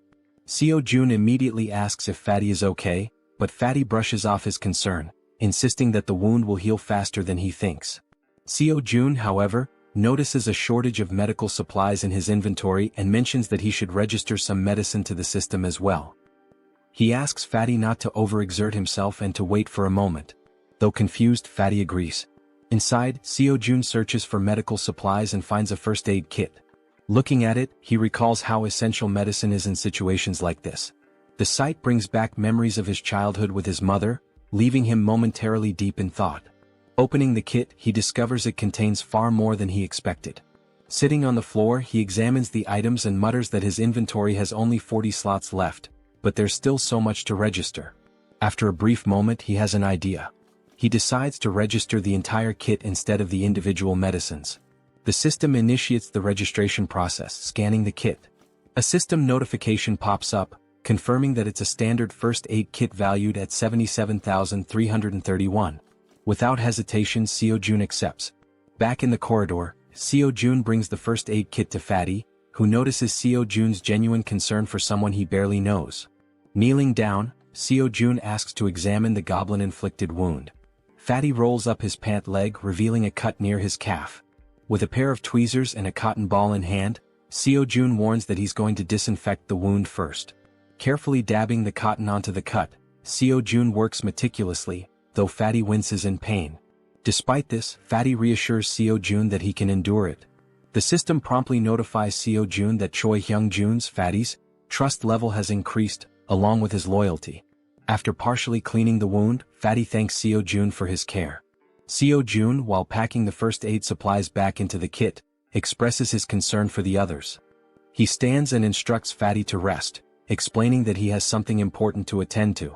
Fatty nods and agrees to follow his boss's orders. Seo-jun closes his eyes, focuses, and activates his ultimate eyes ability. His eyes darken as he scans the building, allowing him to see everything happening within. Back at the emergency stairs, Deoksu, also known as Toji the baseball bat wielder, is desperately fleeing from the relentless goblins. The archer, with her impeccable aim, provides support, taking out goblins with perfect headshots that would make anyone envious. Han and the guy with glasses try to help Deoksu create distance from the goblins but shout in frustration that they can only handle one goblin at a time, urging Deoksu to run faster. Toji sprints as fast as he can, but the goblins remain undeterred, chasing him with tireless persistence. From behind an improvised barricade, the support team fires arrows that was dangerously close to Deoksu, but every shot lands perfectly on the pursuing goblins. Deoksu finally reaches the end of the staircase and, with a leap, crosses the barricade. However, in a moment of carelessness, two goblins manage to jump and lunge at his back, catching him off guard. Instinctively, the rookie Moon charges forward with a shout, determined to protect his comrade. With a single powerful blow from his bow at close range, he takes down the two goblins that had pounced. Moon stands with a serious expression, his eyes glowing blue and filled with determination. Without hesitation, he leaps back into the stairwell, plunging straight into the swarm of goblins. Han is left speechless. Delivering rapid, precise strikes, Moon significantly thins the goblin horde as Han and Toji watch in awe. The rest of the group, witnessing the scene, asks in disbelief if Byung-go Moon had always been this skilled in combat, remarking that his actions are utterly insane. From afar, Seo-jun observes everything and comments that the rookie is doing exceptionally well. The system screen appears, displaying Moon's status. For reference, his full name is Moon Byung-go, and he holds the title of second vassal. His confidence level is 55, and his loyalty is 88. He possesses a teleportation ability that consumes mental energy to move within his line of sight. The mental energy cost increases with the number of companions and the distance traveled. With a sly smile and darkened eyes, Seo-jun remarks that registering Moon as a vassal was a brilliant decision. Back at the stairwell, goblins are being decimated by Moon, each of his blows striking their heads with deadly accuracy. Han asks Jiana, the guy with glasses, if the extension cord is ready. Jiana, holding it firmly, replies that it is. Han then checks if the water tank is prepared. The archer and the baseball bat wielder confirm its readiness. Moon, realizing he has to retreat, sprints toward the barricade as Han yells at him to hurry up. With a swift jump, Moon lands safely behind the barricade. For a brief moment, the goblins believe the group has simply fled. But moments later, a massive water tank appears above the barricade. The tank is tipped over, drenching the goblins and flooding the emergency stairwell with water. The goblins, initially confused, think it's merely a stalling tactic. Han shouts that this is the perfect opportunity, and Jiana flips the switch. An electrical surge travels down the now-soaked stairwell through the wires they had previously laid, electrocuting all the goblins that had been pursuing them. Seo-jun's system screen notifies him that he has hunted numerous goblins of varying levels, including some at levels 6 and 7. Another notification pops up, showing that Seo-jun has gained significant XP and earned a total of 334,464 won, which has been deposited into his account. Additionally, his skill level has increased, and a new ability has been unlocked. While using his ultimate eyes ability, Seo-jun suddenly feels a strange pressure. A sharp pain begins to spread through his body, causing him to writhe in agony. Upon closer inspection, a purple wave expands outward from him, covering an increasingly large area. The purple energy travels through the building, the stairwell, the parking lot, and even the goblins chasing his friends. The purple wave appears to function as a scanning mechanism because Seo Jun's ability screen indicates that hostile entities have been detected. After the scan, the system declares that the hostiles will be eliminated. As the energy wave dissipates, the goblins begin to deform, screaming in agony. In an instant, their bodies explode, vanishing in the blink of an eye. The system notifies Seo Jun once again, confirming that he has defeated numerous goblins, including several at levels 6 and 7. Not long ago, some goblins still hadn't given up chasing the group and continued climbing the emergency staircase. One of the goblins sensed something was amiss. A chill ran down its spine as it realized something was following them as well. Turning around slowly, it was greeted by an enormous shadow, its reaction one of pure shock. As it focused, it saw the silhouette of a massive bear approaching from behind. Before the goblin could even think, the bear, with sharp fangs and glowing red eyes, let out a deafening roar. In the blink of an eye, before the goblin could react, the bear attacked, biting near its neck. The goblin screamed in pain, drawing the attention of all the other goblins, who stopped and turned to see what was happening to their comrade. By then, the bear had already eliminated the first goblin and had begun attacking the others with its enormous claws. The first goblin was struck down, followed by another and then 2 more. The bear was making effective use of both its claws and teeth. Despite the bear's massive size, the goblins noticed they outnumbered it and decided to fight back. They surrounded the bear and launched their attack. Some jumped onto its back while others distracted it from the front. Quickly, the bear used its claws to knock off the goblins clinging to its back, but this left it vulnerable to more attacks. The goblins lunged at the bear, biting it with their sharp teeth. One managed to grip near its eyes while another bit into its back. The enormous beast tried to resist, striking nearby goblins with heavy blows, but their sheer numbers overwhelmed it, allowing them to attack from all sides. Using their sharp claws, they aimed for the bear's eyes, and just as they were about to blind it, all the goblins' heads suddenly exploded in an instant, likely due to Seo Jun's domain expansion. Now terrified and confused, the bear realized it was safe. At the same time, a system notification appeared, indicating citizenship had been granted. Exhausted from the grueling battle, the bear seemed to shrink in size. It began twisting its neck in an unnatural way, its body contorting strangely. Then it started to transform, revealing a human face emerging from its furry body. Finally, the bear's true form was revealed, a stunning woman with brown hair and eyes. Weakened from the intense fight, she collapsed in the parking lot, surrounded by the bodies of the goblins. Meanwhile, as Seo Jun writhed in pain while using his ultimate eyes ability, like a surveillance camera, he noticed the woman's unconscious body on the ground. He wondered who she was. A system notification identified her as Yanju, level 33, with 9 trust points and an awakened A-rank ability called Werbear. This ability allowed her to transform into a beast, enhancing all her physical capabilities and granting powerful regenerative properties. Seo Jun's eyes widened as he realized this woman possessed an A-rank ability. Additionally, the system revealed that both Dongan and Harem had reached 50 trust points, unlocking their loyalty. The notification also stated that Deoksu's loyalty had reached 30, meeting the requirement to be registered as a vassal. Seo Jun quickly decided to register Deoksu as a vassal.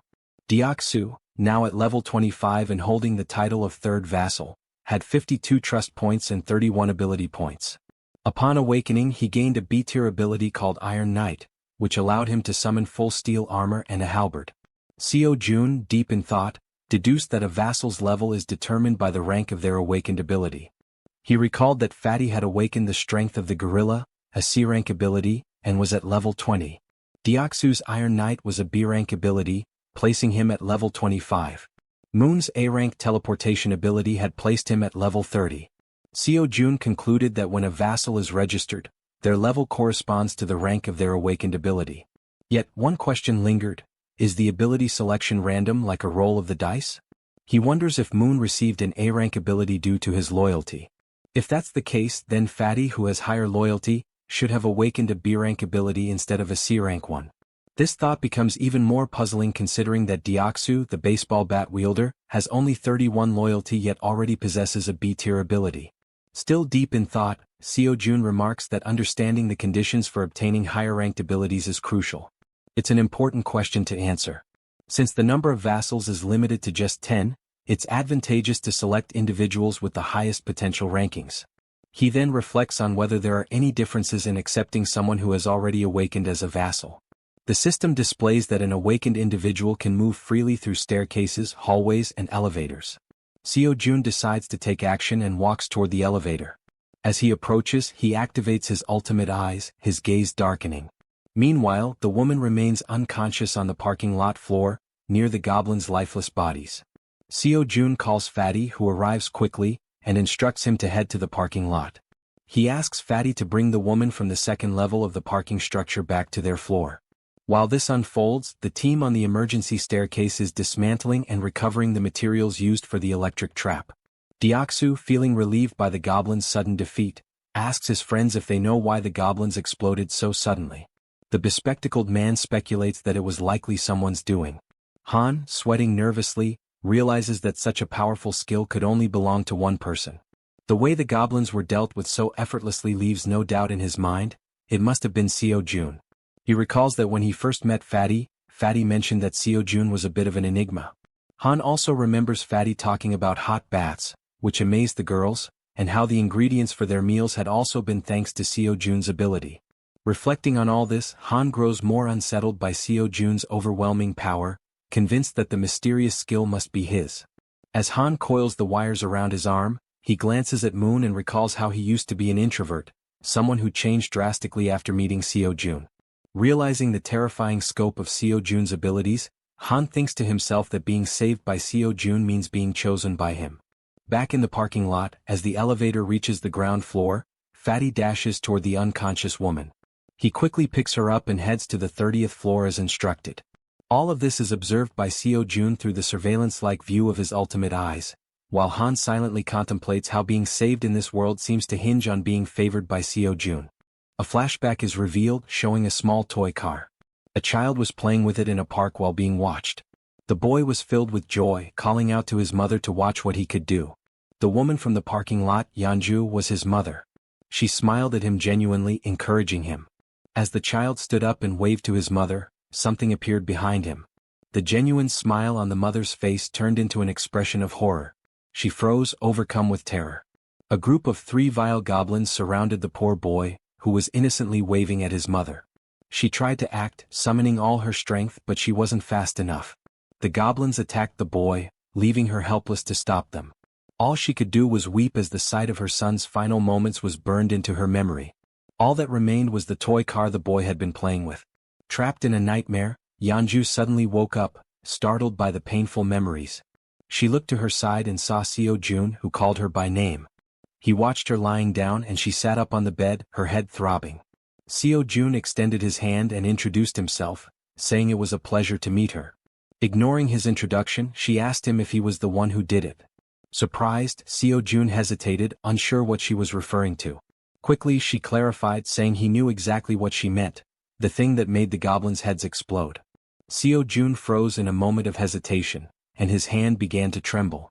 Gripping his hand to steady himself, he admitted that, yes, he was the one who had done it. Yeonju started thinking, realizing how immensely powerful he must be. Someone with such a neutral expression could wipe out an entire horde of goblins in an instant. Fearful but hopeful, she thought that if he could do something so incredible, then maybe. She began trembling, her thoughts racing. Finally, she begged him, pleading for him to save her child. Through her tears, she cried out, asking him for just one day to bring her son back. As she finished her plea, Seo-jun looked at her, seeing her face soaked with tears, an expression of unbearable pain. It was the face of someone who had their child ripped away. Still crying, she said she missed her beloved son terribly. Seo-jun clenched his teeth, anger boiling within him as he realized she had lost her son to those wretched goblins. Yeonju sobbed so hard, trembling and unable to speak coherently through her hiccups. Seo-jun stood there, frozen, wondering if there was truly nothing he could do. He decided to try issuing a mission through the system. Hunt down 1,000 goblins with no time limit and no penalty for failure. The reward would be the resurrection of her child. Lost in thought, he wondered if such a thing was even possible. The idea filled him with apprehension. But then the system notified him that the mission couldn't be issued. Frustration surged through him as he realized resurrection was beyond his current capabilities, even with his powers. The system explained further, stating that a resurrection required a tremendous amount of power and resources. Then another notification appeared. There weren't enough funds to cover the resurrection mission's reward. It suggested trying again after increasing his funds. Seo Jun was stunned, his jaw dropping in disbelief as he read the message. Resurrecting someone might actually be possible if he had enough money. Overwhelmed with excitement, Seo Jun shouted at the system, demanding confirmation. Could he truly bring someone back to life if he had the funds? Returning to the room, he saw Yeonju still crying. He realized he had no idea how much it might cost to resurrect someone, nor could he even begin to guess. But knowing the possibility existed, he decided to act. He called out to Yeonju, who quickly looked up, wiping her tear-filled eyes. With a serious expression, Seo Jun told her that he thought he might be able to help her. He explained that there might be a way to bring her son back. Upon hearing this, Yeonju feels a sense of relief. Though not a certainty, the idea that there might still be hope offers her comfort. Still crying, she grips the bedsheet tightly and asks if what he said is truly real or just a cruel joke. Seo Jun reassures her that he would never joke about something so serious. However, he explains that while it is possible, it cannot happen just yet, and she nods in understanding. He adds that he doesn't know exactly how long it will take, but there is definitely a way.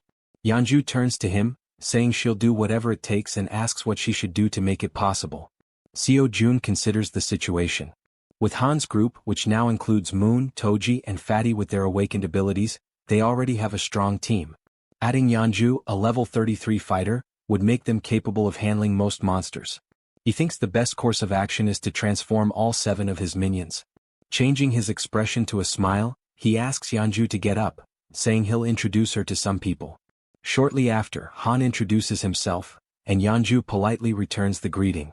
She then asks if he's the one who was throwing baseballs to hunt goblins, which startles Han that she knows about that. Yeonju also turns to the archer, saying she recognizes her too since she was shooting arrows at the goblins, leaving the archer equally surprised. Nervous, the archer asks how Yeonju knows her. Yeonju, growling and mimicking claws with her hands and sharp teeth, asks if they really don't recognize her, saying they've met before. Toji, the archer, and Han look confused about her growling while cute bears appear in the background. Deciding to clarify, Yeonju begins transforming. Gradually, fur starts appearing on her body as she focuses. Her bear form becomes evident, complete with a snout and brown fur. The archer, shocked, points at her and asks if this is actually happening. Now a massive bear stands in the room before the group. Still pointing, the archer exclaims that it's the beast they saw in the alley earlier. Yeonju, laughing awkwardly, corrects her, saying it's actually a bear, not a beast, leaving the archer dumbfounded. The bear woman explains that she had helped them deal with the goblins a few times before, though they hadn't realized it until now. Looking at the giant bear in front of him, Han remarks that their meeting wasn't a coincidence after all. The bear woman confirms this, saying that anyone who opposes the goblins is a friend of hers. At that moment, Seo Jun arrives and interrupts their conversation, stating that it's good they're already acquainted. With a serious expression, he says he has something important to announce. Seo Jun explains that after thinking it through, they'll execute the plan to rescue Moon's grandmother tomorrow. The group listens intently as he informs them that the number of goblins has drastically decreased, making this the perfect opportunity for the mission. He adds that Fatty will sit out this mission due to his injuries and mentions that he borrowed Fatty's room, as Fatty lost his bed to the bear woman. Seo Jun then announces that Yeonju, the bear woman, will join them on the mission. She nervously thanks him for the opportunity and says it's a pleasure to meet everyone. Concluding the meeting, Seo Jun tells them to prepare for tomorrow morning. The group, filled with determination, agrees to the mission without question. Afterward, Seo Jun calls Toji and Moon aside for a private conversation in the hallway, leaving them feeling uneasy. He reassures them not to worry, saying it'll only take a moment. Under the full moon in the hallway, Seo Jun asks if they know why he called them there. Both Toji and Moon look startled, unsure of what he's referring to, though deep down they might have an idea. The two were caught off guard by the sudden question and visibly startled. Toji hesitated and admitted he wasn't sure, while Moon spoke up, asking if it had something to do with the powers they had recently acquired. June smirked sarcastically and replied, "Yes, it's about your powers." He went on to explain that both of them had awakened abilities this time, leaving them shocked at how perceptive their leader was. Seo Jun explained further, revealing that Moon's newly obtained ability was teleportation. This excited Moon, who was eager to learn how to use it. As for Toji, his ability was named Knight of Steel, which left him curious about what it could do. Jun's expression shifted to one of seriousness as he considered the situation. He realized he needed to understand how both their abilities worked before they embarked on the mission the next day.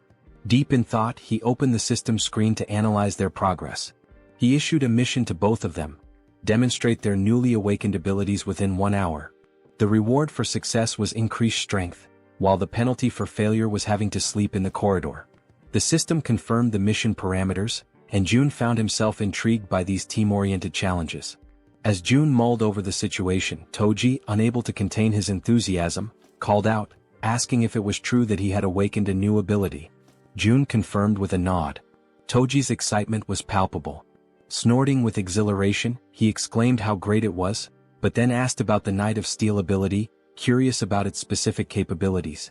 Jun explained that it allowed Toji to summon a steel suit of armor and a halberd. Before Toji could ask further questions, since he was used to wielding a baseball bat, a blue light suddenly materialized beside him. The light was Moon's teleportation ability activating. In an instant, Moon vanished, leaving Toji stunned by how quickly he had picked up the skill. For a few seconds, Jun and Toji exchanged wide-eyed, speechless glances, both trying to process what had just happened. Moments later, Moon reappeared in the corridor, slightly wobbly as he landed. Looking down at his hands, Moon's face lit up with excitement as he marveled at the functionality of his power. Clenching his fist, he declared, "With this power, rescuing my grandmother will be a breeze." The system notified Seo Jun that Moon's confidence had increased, along with a rise in his loyalty. Overcome with gratitude, Moon bowed deeply to Jun, thanking him for everything he was doing. The gesture took Jun by surprise. After a moment, Jun urged Moon to pause and carefully assess the situation.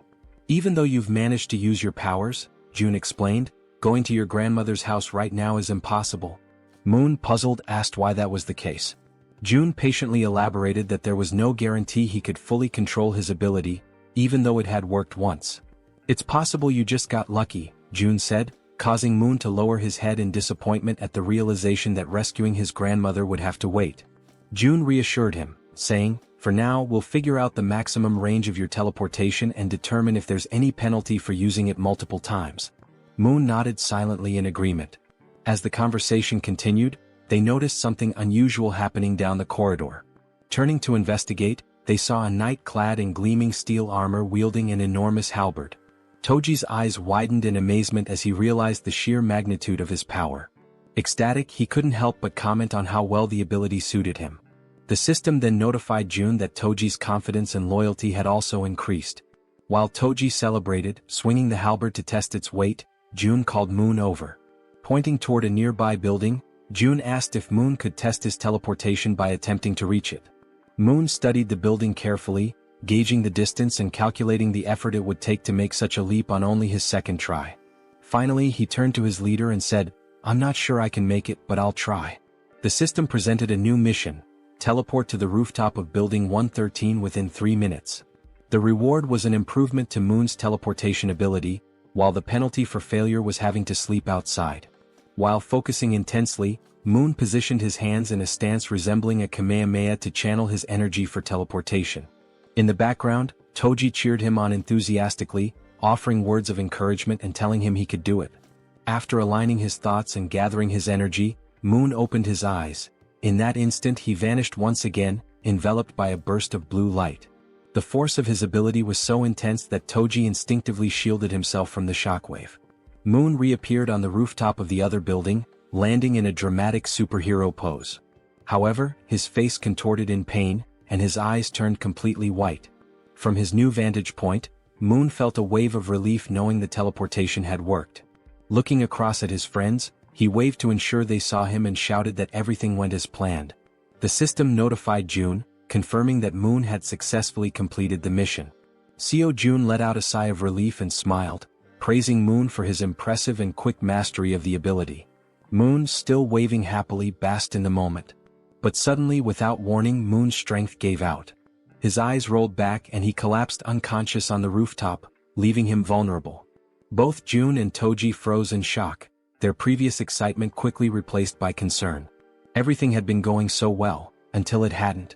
Acting swiftly, June used his ability to summon a servant, bringing Moon's unconscious body back to their corridor. Moments later, they laid Moon down in one of the beds to let him recover.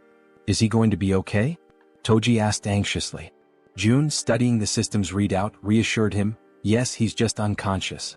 The teleportation ability took a lot out of him." He explained that with enough rest, Moon would be fine. The system confirmed that Moon was healthy and in a deep sleep. June added, "This probably happened because he's not used to using the ability yet." Relieved, Toji sighed and said he was glad to hear it. June then shifted the focus. "Now it's your turn," he said, surprising Toji with the sudden declaration. "Wait, my turn?" Toji asked, caught off guard. The system displayed Toji's mission: perform 100 push-ups and 100 squats while wearing the steel armor. The time limit was 10 minutes and the reward was increased strength. The penalty for failure? Sleeping outside. Without hesitation, Toji began the exercises, starting with the push-ups. Clad in his heavy steel armor, every movement required an incredible amount of effort. Sweat poured down his face and dripped onto the floor as he pushed himself to the limit. Determined, he moved on to the squats, completing the second half of the mission with gritted teeth and unwavering resolve. When he finished, Toji stood tall, exhausted but triumphant, shouting, "Mission accomplished. I did it."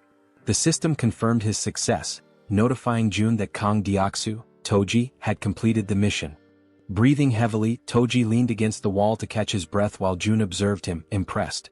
With a body like his, so athletic and resilient, it's no wonder he has such endurance, June thought to himself. Suddenly, the system displayed a new message, something June had never seen before. "What's this?" June muttered, his eyes narrowing at the unexpected notification. As he studied the screen, Toji asked, "Is that really all for the mission?" June nodded, smiling warmly. "Yes, great job. You can go rest now." The system finished calculating and displayed a notification. Toji's strength had slightly increased. Turning to June, Toji expressed his gratitude. "Thanks for taking the time to help us. I really appreciate it." June, surprised by the sudden notification and watching Toji feel the changes in his body, noticed a new sense of energy radiating from him. Looking at his own hands, Toji clenched them into fists, feeling the power coursing through his veins. "This reward changes everything," he said with a confident smile. The next day, somewhere in a dark alley in Busan, Han screamed in desperation, urging everyone to run. The group scattered, fleeing for their lives as a ferocious horde of goblins pursued them. Toji, however, stopped running and turned around, his fury evident. Assessing the situation, he decided to act. The goblins, focused on their chase, were suddenly blinded by a brilliant light shining in front of them. As they adjusted their vision, they saw a towering figure clad in a steel suit of armor wielding a massive halberd. Without hesitation, Toji charged forward and struck the nearest goblin, impaling it with his halberd in one swift, powerful motion. Then Toji unleashed a flurry of diagonal strikes in rapid succession, cutting down goblins one after another. But the goblins, fueled by rage, refused to give up and surged forward with a determined attack. Expecting a direct assault, Toji braced himself, but the goblins cunningly outmaneuvered him, slipping past to target the more vulnerable backline. In an instant, arrows struck the goblins' heads in swift succession, ending their rampage permanently. Toji turned to see what had happened and spotted Moon wielding a bow and arrow. "Don't worry," Moon called out confidently. "I'll handle any goblins that get past you. Focus on the ones ahead." Gripping his halberd tightly, Toji turned back to the remaining goblins. A smirk spread across his face as he responded, "Got it?" Seeing Toji's renewed focus, the goblins froze, hesitating in their attack. One by one they began to retreat, turning back to where they came from. Frustrated, Toji yelled at them to come back and face him. As the goblins retreated, terror gripped them when a massive shadow appeared before them. It was the bear girl, her glowing red eyes piercing through the chaos. This was her dramatic first appearance, emerging from an ambush prepared for the retreating goblins. The goblins had no choice but to surrender to their fate, collapsing in despair and lamenting their past misdeeds. The group showed no mercy. Moon's arrows flew with precision, Toji's halberd struck powerfully, and the bear girl slashed through the goblins with her razor-sharp claws. Together they defeated the goblins one by one. Seizing the opportunity, Han shouted to Moon, "Now's your chance. Go." Moon, understanding the urgency, broke into a sprint toward his grandmother's house. "Thank you, Han," he called back as he ran, grateful for the opening created by his comrades. Meanwhile, the system notified Seo Jun that the citizen Moon had completed his mission. A pop-up appeared, stating that it was now evaluating the missions Moon had completed. Back in the comfort of his room, Seo Jun sat with his ultimate eyes ability activated, observing the system screen while slurping on cup noodles. The system pinged again, declaring the evaluation complete and awarding him 132,966 won, which was deposited into his Shutin's wallet. Jun paused mid-bite, stunned by the reward. This time it was actual money. Returning to his meal, Jun reflected on the situation. When Toji completed his mission, the reward had been strength, suggesting that additional rewards were now randomized. It makes sense, Jun thought. The missions are getting harder, so the rewards should scale with the difficulty. The system chimed again, confirming that Moon had completed all the missions available to him for the day. It also announced it would begin evaluating the rewards for Moon's completed tasks. The assessment concluded instantly. Still savoring his noodles, Jun grinned and said, "All right, let's see what the reward is." The system congratulated him for hitting the jackpot. For those unfamiliar, it clarified that a jackpot is the maximum prize accumulated in games of chance like slot machines or lotteries. Reading this, Seo Jun froze, momentarily stunned. Paralyzed with anticipation, he stared at the screen, waiting to see what incredible reward the jackpot would bring. Still staring at the system notification, Jun remained frozen in shock, his cup noodles stuck in his throat as he tried to process what the jackpot could possibly be. Then the system displayed the reward, a skill point granted as part of the jackpot. Upon reading this, Seo Jun's lips curled into a satisfied smile. This was perfect. He could choose exactly where to use the point. Back on the streets, Moon sprinted toward his grandmother's house at such an incredible speed that a faint blue aura trailed behind him. As he drew closer, exhaustion crept in, sweat dripping down his forehead. His mind raced with anxious thoughts. What if something had happened to her? Upon arrival, the house came into view, a small, simple home, completely unprotected against monster attacks. There were no barriers, no fortifications, just an ordinary house standing vulnerably amidst the chaos. Moon didn't hesitate. He rushed to the door and pushed it open, but a deep fear clawed at his chest. Frantically, he dashed through the house, checking every room as he called out, "Grandma, where are you?" Then he reached the bedroom. His eyes widened in shock. There she was, lying on a futon mattress, peacefully asleep, far calmer than Moon had ever imagined she would be.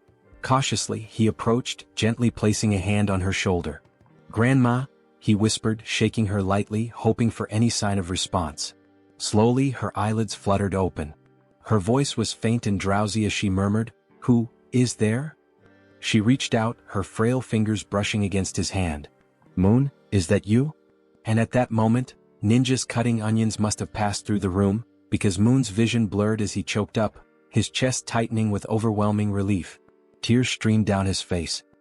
His body trembled as he sobbed uncontrollably, overwhelmed by the sheer relief that she was still alive. Unable to hold back, he threw his arms around her in a warm, desperate embrace, whispering apologies between his sobs. "I'm sorry, Grandma. I'm so sorry it took me so long to come back for you." Despite his tears, the old woman smiled kindly and patted his back. "You're such a brave and kind boy, Moon. I knew you would come for me." At that exact moment, a system notification appeared in front of Seo Jun. Moon's loyalty had reached 100. Moon was now officially registered as a vassal. The number of available vassal slots had increased. Jun squinted at the system window in confusion. What's this? Apparently, reaching a certain level of trust unlocked an additional vassal slot. The system then displayed his current vassals. Choi Hyungjin aka Fatty, level 20, Moon level 30, and Kang Deoksu aka Toji level 25. Scratching his chin, Jun was taken aback. Wait, so I can level them up too? Curious, he decided to check how much it would cost to upgrade Moon's level. He tapped the plus symbol next to Moon's name. A new notification popped up. Insufficient funds to level up. Then another window appeared, showing the required amount. 100 million won is needed to upgrade Vassal Moon to the next level. Jun's jaw nearly hit the floor. His hands clenched into fists. 100 million won? His face twisted in frustration as he rubbed his temples. That's insane. Just for one vassal? With a sigh, he ran a hand through his hair and lightly punched the table. I'm sorry, Moon, he muttered under his breath. I'll make it up to you by assigning you missions every single day. At that moment, a noise snapped June out of his thoughts, his senses going on high alert. The elevator was moving. His brow furrowed. Who the hell could that be? His comrades were still out in the streets, fighting goblins. Narrowing his eyes, he activated Ultimate Eyes. His pupils darkened as his vision extended, scanning the entire building. Two people stood outside one of the apartment doors. A man and a woman. The man carried a box on his shoulder, while the woman knocked on the door, asking if anyone was inside. Something felt off. Their expressions weren't exactly friendly, and their dark under-eye circles hinted at exhaustion or something more sinister. June immediately recognized the apartment. Inside was Fatty's wife. From the other side of the door, she hesitated. Hearing the knocking and voices, she called out cautiously, "Who is it?" Assuming it was urgent, she made a quick decision and opened the door. Standing there was the young woman, who greeted her with a bright smile. "Hello," she said cheerfully. "I'm Kim Dabin." Then she gestured toward the man beside her. "And this is my younger brother, Kim Miho." She continues, mentioning that they live in unit number 1701. Intrigued, Fatty's wife asks what brings them there. The girl sighs, explaining that she only came because she desperately needed help, leaving Fatty's wife wondering what kind of help she could possibly need. Then, with a sudden burst of desperation, the girl blurts out, practically shouting, "Would it be possible for you to let me take a shower?" Fatty's wife is completely caught off guard. Her jaw drops. Of all the things she had expected to hear, this was the absolute last. Still trying to process it, she blinks in disbelief and asks if she heard correctly. "Did you really just ask to take a shower? And that's all you need?" The girl nods eagerly. "Yes, that's all. I just want a shower." Relieved that the request wasn't anything too complicated, Fatty's wife lets out a small chuckle and waves them inside. "Well, that's easy enough. Come in." The two enter, expressing their gratitude. The man, still carrying the box on his shoulder, also thanks her before asking where he should put it. Curious, Fatty's wife asks what's inside. As he places it down on the floor, the girl, still grateful, explains that it's just canned food and some miscellaneous supplies. The man opens the box, revealing various types of canned goods, exactly as she had said. Seeing this, Fatty's wife smiles and thanks them, mentioning that they really didn't have to go through all that trouble. The girl waves it off. "It's nothing really. If you think about it, I just walked into a stranger's house and made a pretty weird request." Just as she finishes speaking, something catches her attention from the corner of her eye. She turns her head slightly, her gaze landing on the collection of bows lined up against the wall, alongside Toji's baseball bat. Curious, she can't help but ask, "Do these bows and that bat belong to the owner of this apartment?" Fatty's wife wasn't expecting that question. Still, after a brief pause, she shakes her head. "No, actually. These don't belong to the apartment's owner. The real owners live in another unit, but it's kind of a complicated situation to explain in just a few words." The girl nods in understanding. "I see." Watching everything unfold, Seo Jun deactivates his ability and thinks to himself that so far they don't seem like bad people. He then shifts his gaze toward the window and murmurs to himself, "I'll go check it out later." After a brief moment of thought, he adds, "I also need to talk to them. I want to ask if they'd be willing to help rescue other survivors from the nearby apartments." Before he can dwell on it further, a sudden system notification pops up. June blinks in surprise as the message appears before him. "You have successfully hunted a red tiger." A second notification follows immediately after. "You have gained a large amount of XP." Then another. 39,783,201 has been deposited into the Ultimate Shutin's wallet. And finally, one last message. "Your skill level has increased and you have acquired a new ability." June stares at the notifications, his eyes widening in shock. What just happened out there? He hadn't even been paying attention for that long. How could so much have changed in such a short time? Without hesitation, he forces himself to reactivate Ultimate Eyes, pushing his abilities to their limit despite the strain. Outside, the battlefield is far from calm. Han, the archer, and the guy with glasses are both lightly wounded. In front of them, the corpse of a massive red tiger lies motionless on the ground, and next to it, the werebear is also severely injured, struggling to move. The rest of the group stands frozen, unsure of what to do next. June observes everything, but a strange feeling creeps up on him. His stomach twists, and his chest tightens as a wave of unease washes over him. What the hell just happened? Suddenly, a sharp pain shoots through his body. His muscles spasm, cold sweat dripping down his face as an overwhelming pressure grips his chest. He groans in agony, barely able to keep himself upright. Then the system sends another notification. You have discovered individuals who are eligible to receive citizenship. Through the pain, June barely manages to process the message. There are still people who aren't citizens yet? His breathing is ragged, but he forces himself to speak. System, grant them citizenship. A new notification appears instantly. A list of names flashes across the screen. Citizenship has been granted. And then, another alert. You have officially reached 50 citizens.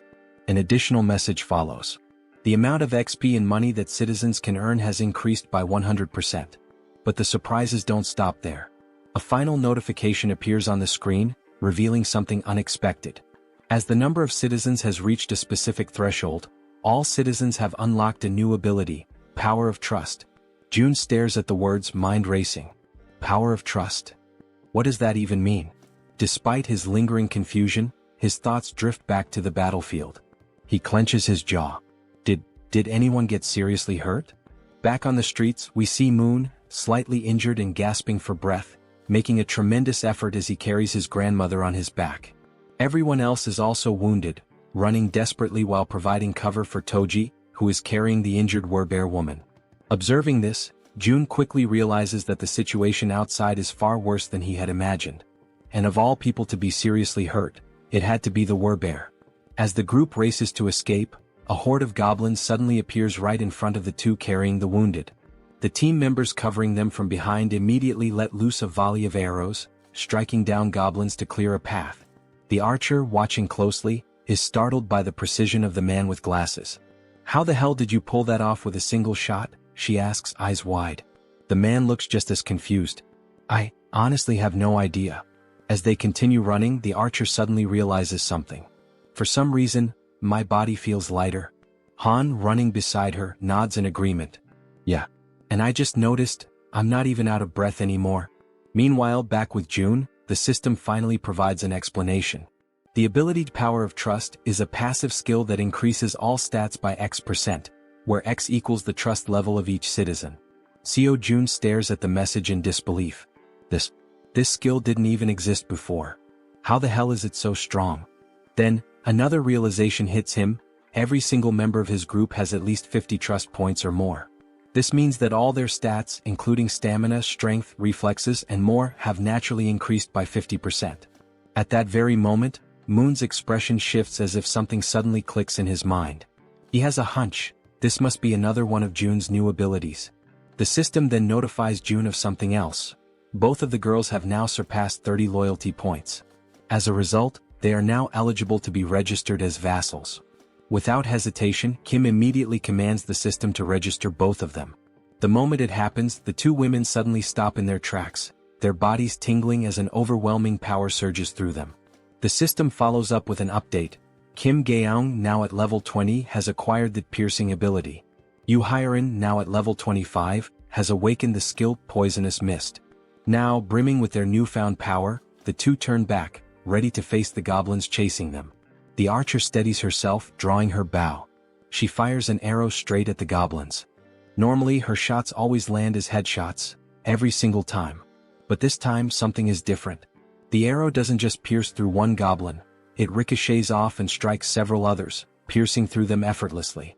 Confused, the archer furrows her brows. What the hell? What just happened? The system promptly provides an answer. The ability Piercing is a Tier C skill that uses mental strength to fire a penetrating arrow. June, standing with his arms crossed, watches as the information unfolds before him. Now that he knows what the ability is, he immediately issues a command to the system. Create a mission. A new quest pops up. The archer must use Piercing to hunt 10 goblins within a 10-minute time limit. Reward: increased piercing proficiency. Penalty for failure: fatigue. As he processes this, June shifts his attention to the other ability. Unlike piercing, this one seems far trickier. Poisonous Mist is a deadly attack, and while it's classified as a B-rank skill, using it incorrectly could endanger the entire team. June exhales sharply, deciding to deal with it later. I'll figure it out when the time comes. Just then, the system sends another notification. The archer has successfully completed the mission. 10 goblins eliminated. A new message follows. The maximum number of missions available for today has been reached. Evaluating. June sighs, unimpressed. The rewards weren't that great this time. But now that the battle outside has settled, he decides it's time to check on the citizens living on the lower floors. Activating ultimate eyes, he scans the corridors. His gaze locks onto the silhouette of a man walking calmly through the halls, his hands tucked into his pockets. June watches as the man heads toward the bathroom, likely to collect water. Smart. June notes that this man has good survival instincts. He's gathering water before supplies run low. Shifting his focus elsewhere, June spots another pair, a man and a woman sitting together, preparing to eat. He observes them for a moment, realizing something important. They're already capable of gathering food and water on their own. Then, in another part of the building, something unexpected catches his eye. A woman. She's lying motionless on the floor inside a room. Without a second thought, June bolts toward her. The system immediately provides an update. Kim De-jung. Trust level, 18. Ability, healing, awakened. June's heart pounds in his chest. Healing? His eyes dart between the system message and the unconscious woman on the floor. He reads the ability description. She can heal wounds. A surge of urgency floods through him. She's the first healer they've found, and they desperately need her. Without hesitation, June sprints forward. He has to help her, no matter what. After sprinting through the hallways, June finally arrives in front of the door to the room where the woman had collapsed. His breathing is still heavy from the run, but he quickly composes himself and reaches for the doorknob. Slowly, he tries to turn it, hoping to gain access without any trouble. However, to his surprise, the door is locked from the inside. A deep frown settles on his face as he realizes there is no way for him to open it from the outside. The sudden obstacle causes his shoulders to slump slightly, and he takes a step back, frustration creeping into his thoughts. But just as he starts to contemplate another course of action, something unexpected happens. His eyes widen momentarily as a new notification from the system appears before him. By sheer coincidence, or perhaps fate itself, he has just acquired a new skill. The system promptly displays its details. The ability is called Invisible Hand, and it is currently at level 1. According to the description, it allows him to summon and control an invisible hand at will. Reading the notification, a surge of newfound determination fills his chest. His grip tightens into fists as he mentally acknowledges the absurd but undeniable reality of his newfound power. Silently, he expresses his gratitude for this sudden stroke of fortune. Closing his eyes for a brief moment, June focuses his thoughts entirely on the locked door before him. He visualizes himself breaking the lock, willing it to yield under his command. When he finally opens his eyes, he is met with an unexpected yet welcome sight. Right before him, materialized out of shut-in energy, is a lock-breaking tool, a sturdy bolt cutter formed entirely of the same strange energy he has come to rely on. Without hesitation, he reaches forward, taking hold of the newly formed tool. The cold sensation of the manifested object in his grip confirms its existence. Without wasting another second, he positions it against the lock and applies pressure. A sharp snap echoes through the quiet hallway as the lock gives way effortlessly. With a swift motion, he pushes the door open and rushes inside. The moment he steps into the dimly lit room, his gaze immediately lands on the unmoving woman lying on the floor. Now that he is seeing her up close, the eerie stillness of her body makes the entire scene feel unsettling. June quickly kneels beside her, concern evident in his expression. Reaching out, he gently nudges her shoulder, his voice calm yet firm as he speaks. He asks if she can hear him, if she is all right, urging her to wake up. There is no response. A deep sense of unease washes over him. He carefully observes her condition, scanning for any visible injuries. But what he notices instead sends a wave of worry through him. Her face is unnaturally pale, her lips dry and cracked. Severe dehydration. His mind races. Dehydration this extreme could be dangerous. She needs help, immediately. He quickly shifts his attention to the surroundings, searching for anything that might assist in stabilizing her condition. His eyes dart around the room, taking in every detail. Then, something catches his attention, something that makes him pause, confusion flickering across his face. There is water in the room. Yet, despite the presence of water, she is still in this critical state. It makes no sense. The contradiction unsettles him, sending a cold shiver down his spine. Glancing back at the woman, he forces himself to push aside the troubling thoughts. Now is not the time to question the situation. The priority right now is saving her. A sudden idea forms in his mind. Without hesitation, he opens the system interface. There is a chance this might work. June quickly assigns her a mission, a simple yet crucial task. The mission objective: breathe. The reward: immediate recovery from dehydration. The system processes the command, deducting 10,000 won as the cost for activating the mission. Almost instantly, a soft blue aura begins to envelop the woman's body. June watches intently, his pulse quickening as the energy works through her. Then faint sounds escape her lips, a weak, breathy noise, but a clear sign that she is beginning to stir. Relief floods through him. It worked. Slowly, her eyelids flutter open, her gaze hazy and unfocused. A blurred silhouette of a figure stands before her, a voice reaching her ears, asking if she is awake. Her mind struggles to process the situation. Her voice, weak but laced with confusion, manages to form a question. Who is he? And why is he in her room? June straightens slightly, meeting her dazed gaze. He introduces himself, explaining that he lives in a unit just above hers in the building. She blinks, her expression still foggy with exhaustion. The information doesn't seem to register right away. Still lying on the floor, she questions him again, her voice laced with uncertainty. How did he get inside? June, seeing no reason to hide the truth, states it plainly. He tells her that he saw she was unwell and decided to enter, by force breaking the door open to reach her. A moment of silence lingers between them. Then her breath hitches. Her expression shifts as realization dawns. Without warning, tears begin streaming down her face. And yet she does not say a word. She simply cries as if the weight of everything she had been enduring had finally caught up with her. She raises her hands to her face, wiping away the tears in an attempt to hide her crying. Her shoulders tremble slightly as she struggles to compose herself. June, watching her closely, immediately senses that something is wrong.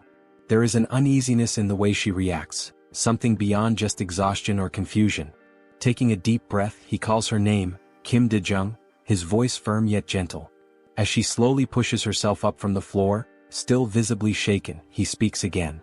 He apologizes for being so abrupt, for barging into her life so suddenly, but he makes it clear that he needs her help. There is urgency in his tone, something that makes her pause despite her lingering distress. Now sitting upright, her tear-filled eyes meet his, though her expression remains guarded. Her lips, still cracked from dehydration, barely part as she listens to him speak. June wastes no time in explaining, one of his allies is severely injured. The words seem to take a moment to register. De-jung slowly turns her body toward him, staring as if trying to process what he just said. Silence stretches between them. She blinks, her mind racing, trying to make sense of his words. His ally? Someone severely injured? Why is he telling her this? She doesn't understand, she doesn't even know this man. Panic begins to rise in her chest. He wants her to save someone? Why her? Doubt and fear intertwine within her thoughts. Her hands tremble slightly as she lowers them to her lap. It seems impossible, an absurd request thrown at her out of nowhere. He's putting his faith in the wrong person. And then another realization strikes her like a bolt of lightning. How does he know she's a nurse? Her breath catches. She has never told him that. No one in this building should even know. A wave of unease washes over her, yet at the same time, something about the way he speaks, the way he asks for help, doesn't feel threatening. There is no malice in his words, no ill intent in his eyes. Still hesitant, still uncertain, she makes a decision. She has to see for herself. Slowly she turns to face him completely. Though suspicion lingers in her gaze, she swallows down her doubts and agrees to help. Her voice, though weak, carries a firm resolve as she asks where exactly she is supposed to go. June doesn't answer right away. Instead, he opens the system interface, his fingers moving swiftly across the translucent screen in front of him. He asks her to wait just a moment. He assigns her a mission, one that instructs her to use healing magic to cure the wounded werbear. The mission comes with a 1-hour time limit, a reward labeled as improved, and to his relief, no penalties.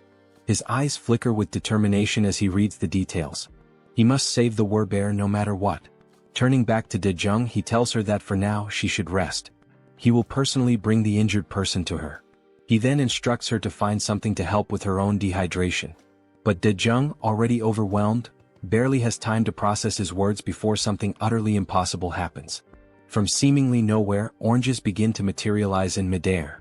Her eyes widen in pure shock, her breath hitching as she watches several bright oranges fall from the void and land in front of her. For a long moment she simply stares, her mouth slightly open, completely stunned. Then, snapping out of her daze, she frantically raises a shaking finger, pointing at the fruit on the floor. "What is this?" Her voice trembles as she demands an answer. June, realizing how bizarre this must seem to her, quickly apologizes. But Dejung isn't satisfied. Her heartbeat pounds in her ears as she watches more oranges drop into existence. Where are these coming from? How is this happening? What kind of person is this man? Before she can demand further explanations, June simply turns his back to her. A slight smirk plays on his lips as he tells her, he'll explain everything later, once things have calmed down. And with that he walks away. Leaving her still kneeling on the floor, still staring in disbelief, he exits the room with a final request. He reminds her that she is still weak, that her body needs to recover, and he insists, that she prioritize her own rest. As soon as June is gone, Dejung lowers her gaze to the scattered oranges. Slowly she reaches out, picking one up. The texture, the weight, the coolness against her fingertips. It all feels real. She squeezes the fruit gently, expecting it to vanish like an illusion, but it remains solid in her grasp. A shiver runs down her spine. What is this? Still overwhelmed, she hesitantly mutters to herself, wondering if she's dreaming. Because never, in her life has she seen anything like this before. Meanwhile, June wastes no time. He rushes back to his shut-in apartment, moving with quick, determined strides. His mind is already focused on helping his allies outside as fast as possible. The system chimes with a notification. The healer's trust level has increased. He stops for a brief moment, narrowing his eyes at the message. She hadn't trusted him before. That much was obvious. But now, it seems like her perception of him has changed, even if only slightly. Still, it isn't enough for him to let his guard down. Trust takes time. And honestly, he can't blame her. If someone broke into his home out of nowhere, he wouldn't trust them either. Shaking his head, he steps onto the balcony, his gaze drifting downward. His thoughts remain heavy, but as he looks out toward the streets below, something makes his entire body freeze. His blood runs cold. A massive, ferocious red tiger is charging through the streets, its powerful limbs propelling it forward with terrifying speed. And it's chasing his allies. June's breath catches as he sees his companions below, running for their lives. Desperation is evident in the way they scramble to escape, but the monstrous beast closes in on them, its deadly fangs gleaming under the dim light. Then, as if things couldn't get any worse, its piercing eyes fixed on its targets, its muscular body moving in perfect synchrony as it hunts his team. A wave of panic washes over June. This isn't just a dangerous situation. This is a massacre waiting to happen.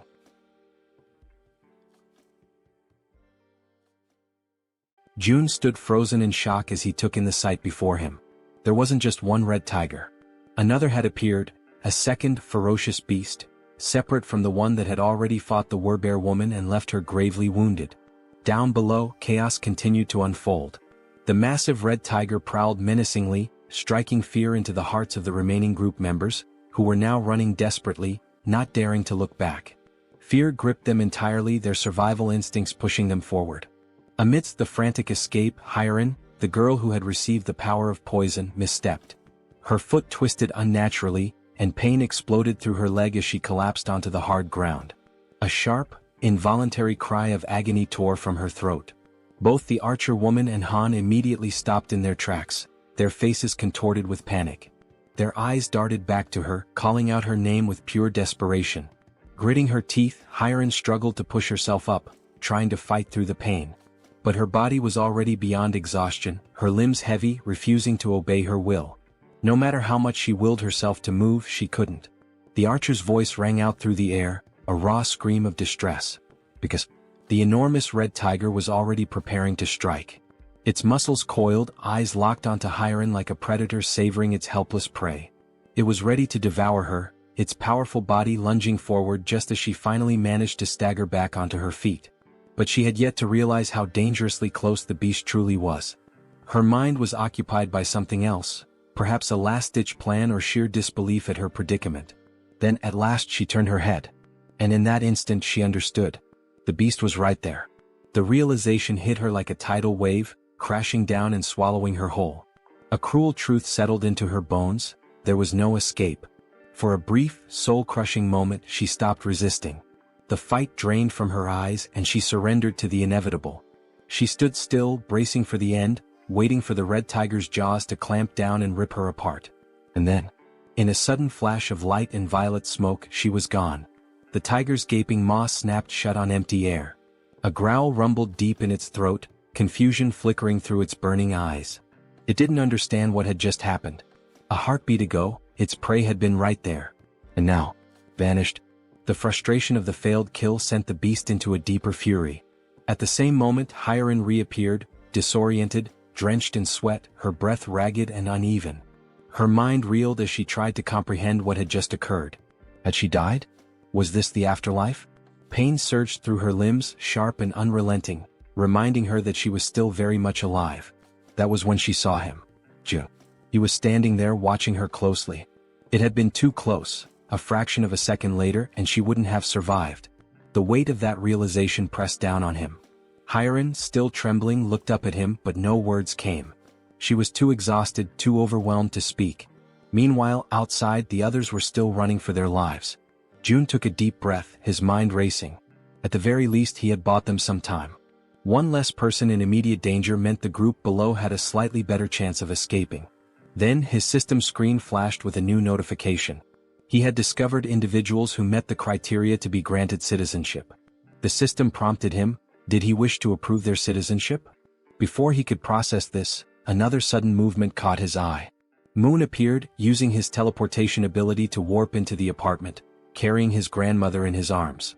As soon as he landed, he turned to June, his expression frantic. His breathing was unsteady, but his grip on the elderly woman remained firm as he pleaded for June to take care of her. June glanced at Moon, then at the frail woman in his arms.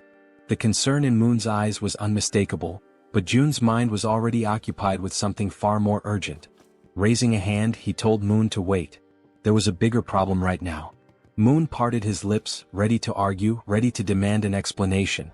But then he looked at June's face, at the seriousness in his expression, and he understood. Whatever June was dealing with, it was far worse than he had realized. Without another word, Moon nodded. He could tell that, at this moment, his grandmother was not the priority. Down below, the relentless red tiger was still in pursuit, refusing to let up. It chased the remaining group members without mercy, its predatory instincts fully awakened. June clenched his fists, forcing himself to focus. He needed to act. Activating his new ability, Invisible Hand, he made a decision.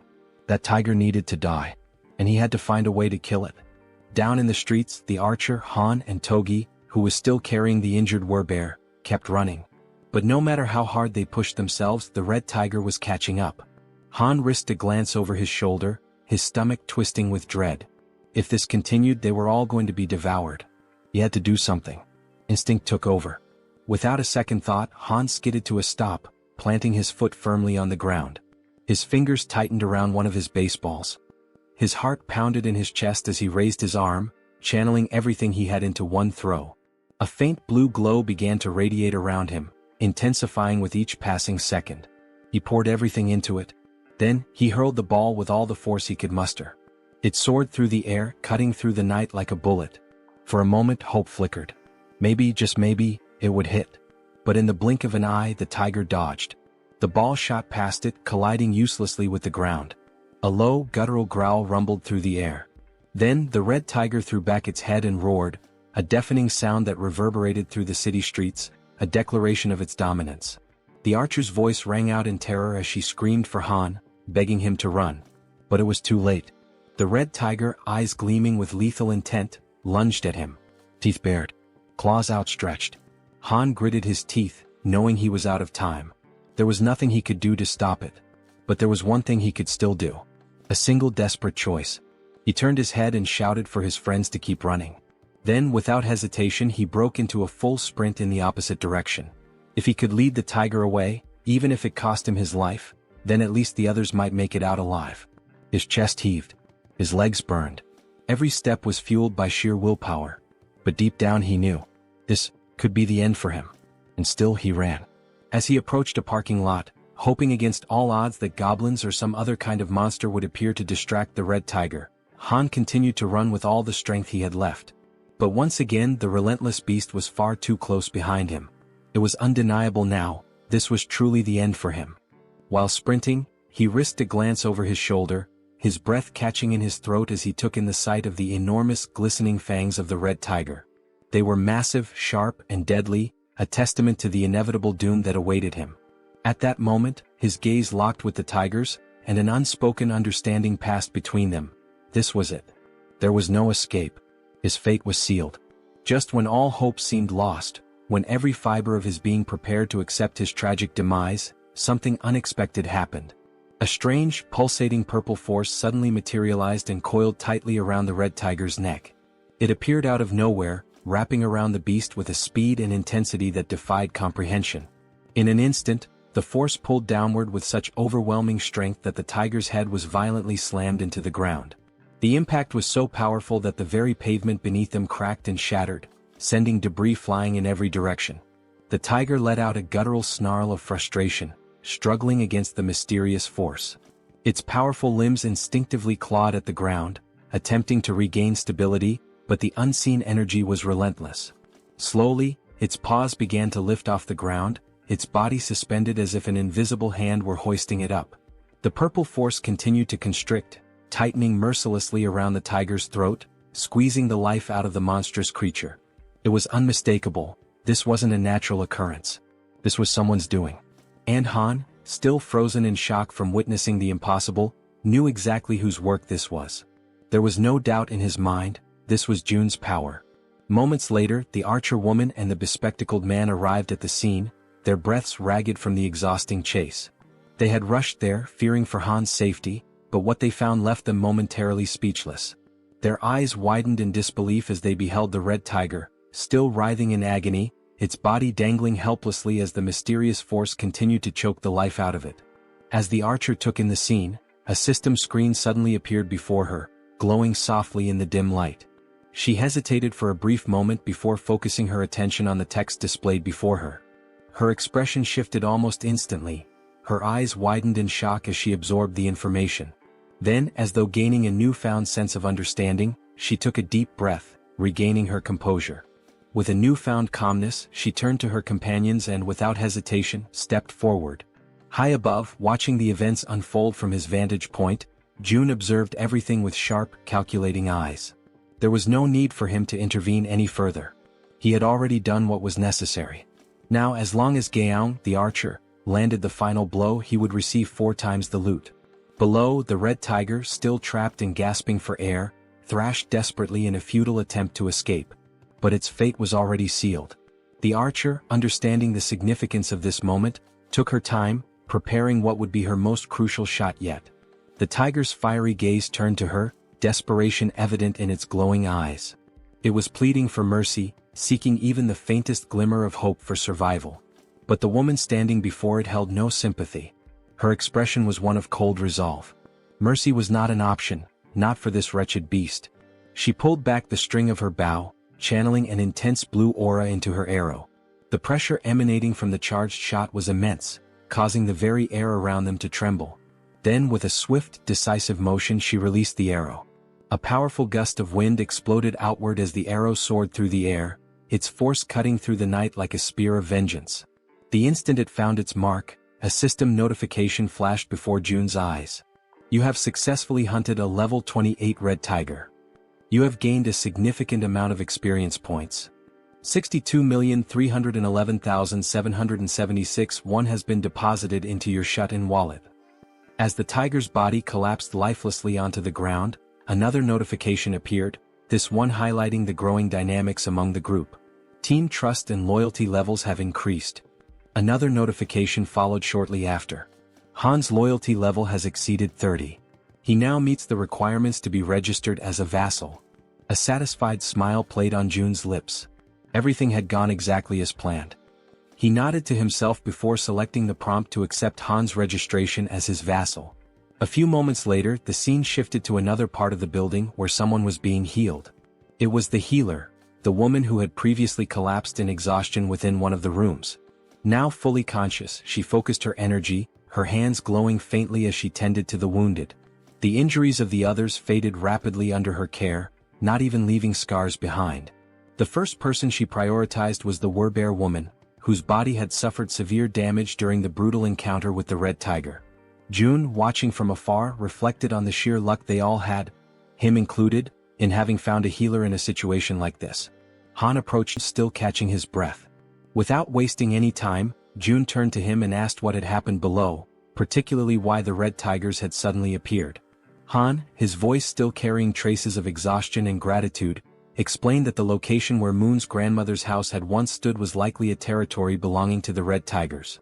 They had managed to take one down, but another had soon appeared, proving that the area was far more dangerous than they had initially assumed. Hearing this, June processed the information carefully. It made sense. There was no reason to believe that only goblins would inhabit this region. And now that he thought about it, there hadn't been any goblins in this area. That meant the goblins had probably already invaded the buildings nearby. If that was the case, Moon's grandmother wouldn't have been safe if she had remained inside.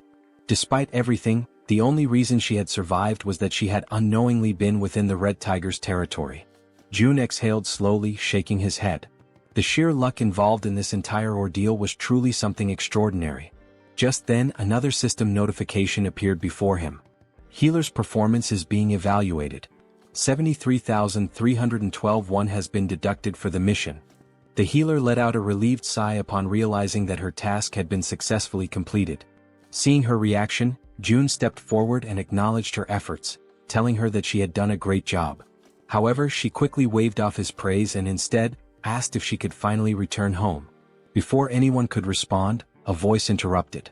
Wait a moment. It was Fatty, who had finally reappeared after spending some time resting and recovering from the ordeal. Scratching the back of his head, he looked around awkwardly before addressing the group. I know this might not be the best time to bring this up, but are you guys seriously planning on gathering in my apartment all the time? June turned his attention to Fatty and, for the first time, truly took in the number of people currently occupying the space. The realization dawned on him, and at that moment, everyone around them wore equally amused and sheepish expressions. With a small chuckle, June reassured him. There was no need to worry, he had already made arrangements.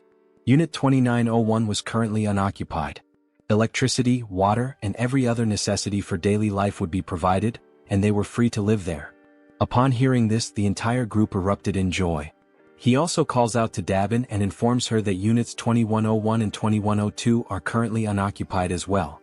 June states that he will ensure that electricity is supplied to those units and requests that she notify the other survivors, letting them know they can use the bathrooms and showers in those apartments. Upon hearing this, Dabin and her brother exchange glances before nodding in agreement, assuring him that they will take care of it. June then adds that out of the two available units, Dabin and her brother are welcome to claim one for themselves. The unexpected offer leaves both of them stunned, their jaws practically dropping in disbelief. June, however, remains composed and instructs them to inform the other survivors that they may take the remaining unit. After settling that, June shifts the conversation to another matter, saying that he has a favor to ask. Dabin, still somewhat taken aback, encourages him to go ahead and say what he needs. Without hesitation, June states that he wants her to become the messenger between himself and the rest of the survivors. The moment those words leave his mouth, Dabin pauses, furrowing her brows in confusion. She repeats his request, asking if she heard him correctly. Did he really mean messenger? June, completely serious, confirms it. He then lays out the details of his plan, instructing her to inform everyone that whichever team manages to eliminate 100 goblins the fastest will be rewarded with an empty unit of their own. Furthermore, he emphasizes that in addition to securing a place to live, the winning team will also receive essential supplies, unlimited electricity, running water, gas, and food, ensuring their survival and comfort. But there's more. June goes on to clarify that if the team agrees to take in 10 additional survivors, those individuals will also be granted access to the same benefits. For a brief moment, the atmosphere in the room grows heavy with tension. The weight of June's words settles over them, and everyone seems to grasp the implications of what he is proposing. Then, as if anticipating concerns, June adds one final note. He instructs Dabin to make sure she informs them that the distribution of these benefits may take longer depending on which floor their new residence is located. As he watches their reactions, June contemplates his next move. From this point forward, he realizes, every decision will be like moving pieces in a strategic game of chess. Only those who prove their worth will receive the resources they need. At that moment, a system notification appears before him. A new quest materializes, an official mission to hunt down goblins. The quest has a strict time limit of 168 hours, a modest reward of experience points, and a harsh penalty for failure, being barred from using any shared facilities. A final message flashes before his eyes. Will you grant this quest? Yes or no?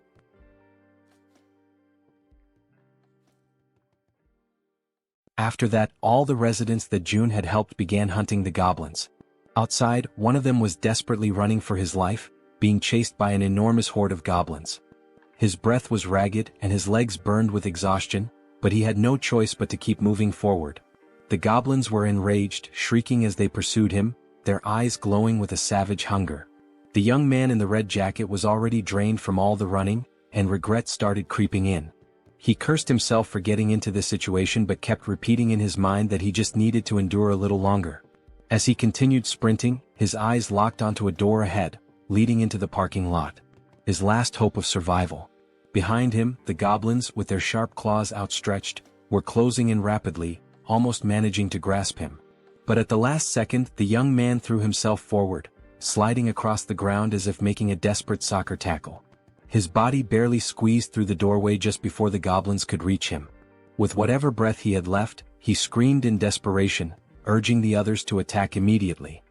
His voice rang with panic as he warned them that the whole thing had been a trap. 3 other members of the group, armed with spears, stepped forward, assessing the situation with calm determination. They acknowledged the red-jacketed man's efforts, commending him for doing a great job in luring in even more goblins than they had initially expected. Without wasting a second, the spear-wielding men began their assault. Their weapons thrust forward in swift, practiced movements, piercing through the goblins before they could force their way through the door. Some of the goblins, already wounded, stumbled back, while others still fought desperately, pushing forward with wild fury. One by one, the goblins were cut down, their bodies being flung backward with every powerful strike. Realizing the overwhelming disadvantage, one of the goblins, seemingly higher in rank, let out a sharp, commanding screech, a call for retreat. Upon hearing it, several goblins turned tail and began fleeing without even looking back. Noticing their retreat, the spear-wielding men shouted for everyone to attack faster before they could escape. One of the men suddenly grinned, a glint of mischief in his eyes, as if he had just come up with something interesting. He turned to the others and asked if they wanted to see something cool. His teammates, unsure of what he was planning but intrigued nonetheless, nodded in agreement. The red-haired man took a deep breath, steadying himself, his focus entirely on his target. Holding his spear tightly, he aimed at the fleeing goblins and, with a force that almost seemed superhuman, hurled it forward. The sheer speed and strength behind the throw made it seem as if he possessed some hidden power. But in reality it was pure brute strength. The spear flew past the twin brothers, slicing through the air at an incredible speed, heading straight for the escaping goblins. One of the goblins, foolishly thinking it had made it to safety, was struck squarely in the back. Its body convulsed for a brief moment before falling lifelessly to the ground. The red-haired man turned back to the twins, a triumphant grin spreading across his face as he asked if they thought that was amazing. The twins, eyes wide in awe, immediately agreed, saying it was absolutely badass. Stretching his arms as if shaking off the tension, the red-haired man then casually asked how many goblins each of them had managed to kill. The twin on the left proudly declared that he had taken down 22. The twin on the right smirked and smugly announced that he had won, having slain 23. Hearing this, the red-haired man grinned even wider and stated that they had officially completed their mission of defeating 100 goblins. After all, between just the 3 of them they had already slain over 100. The twins exchanged glances, surprised at how quickly they had achieved their goal.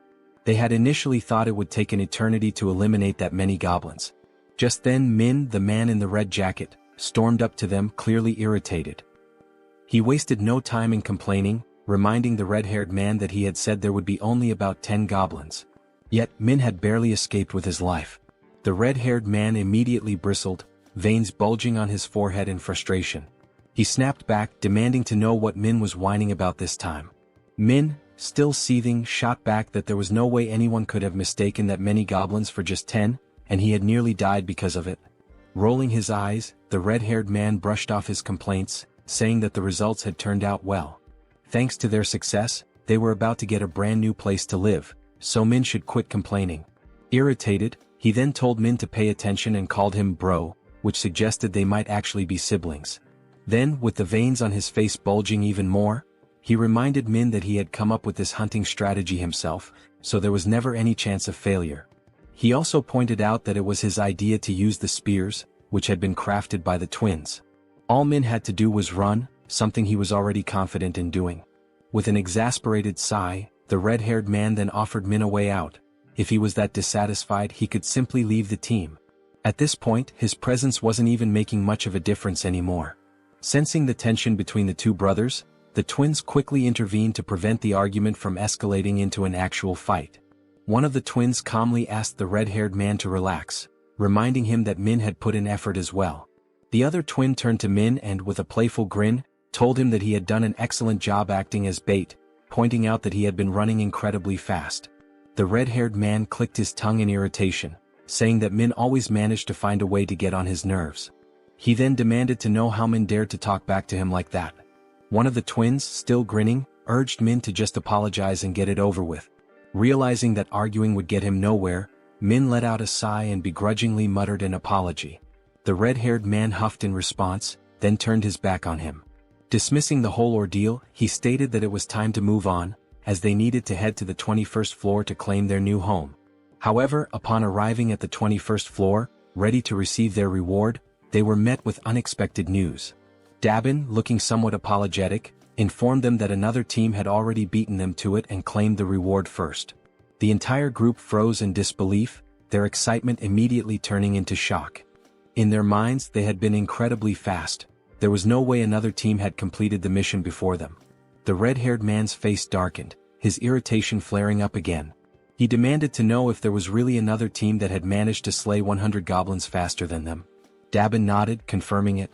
Still unable to believe what he was hearing, the red-haired man furrowed his brows and told Dabin to stop joking around. In a protesting tone, he once again asked Dabin to stop joking around and to just hand over their house already. Dabin, maintaining a serious expression, insisted that it was no joke, she was telling the truth. Then she revealed that the group who had finished the hunt even faster had just arrived. The group that had killed the goblins first. Seeing who they were made the red-haired man even more irritated.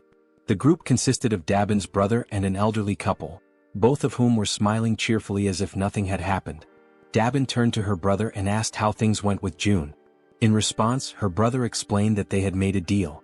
In exchange for giving up the new house, his own home and the elderly couple's home would now have electricity, food, and other necessities. On top of that, their daughters would no longer have to take part in missions. Upon hearing this, Dabin immediately pointed out that the elderly couple's daughters were minors, meaning they should have already been exempt from missions in the first place. The elderly couple continued smiling, unfazed, and corrected her by saying that their daughters were actually adults.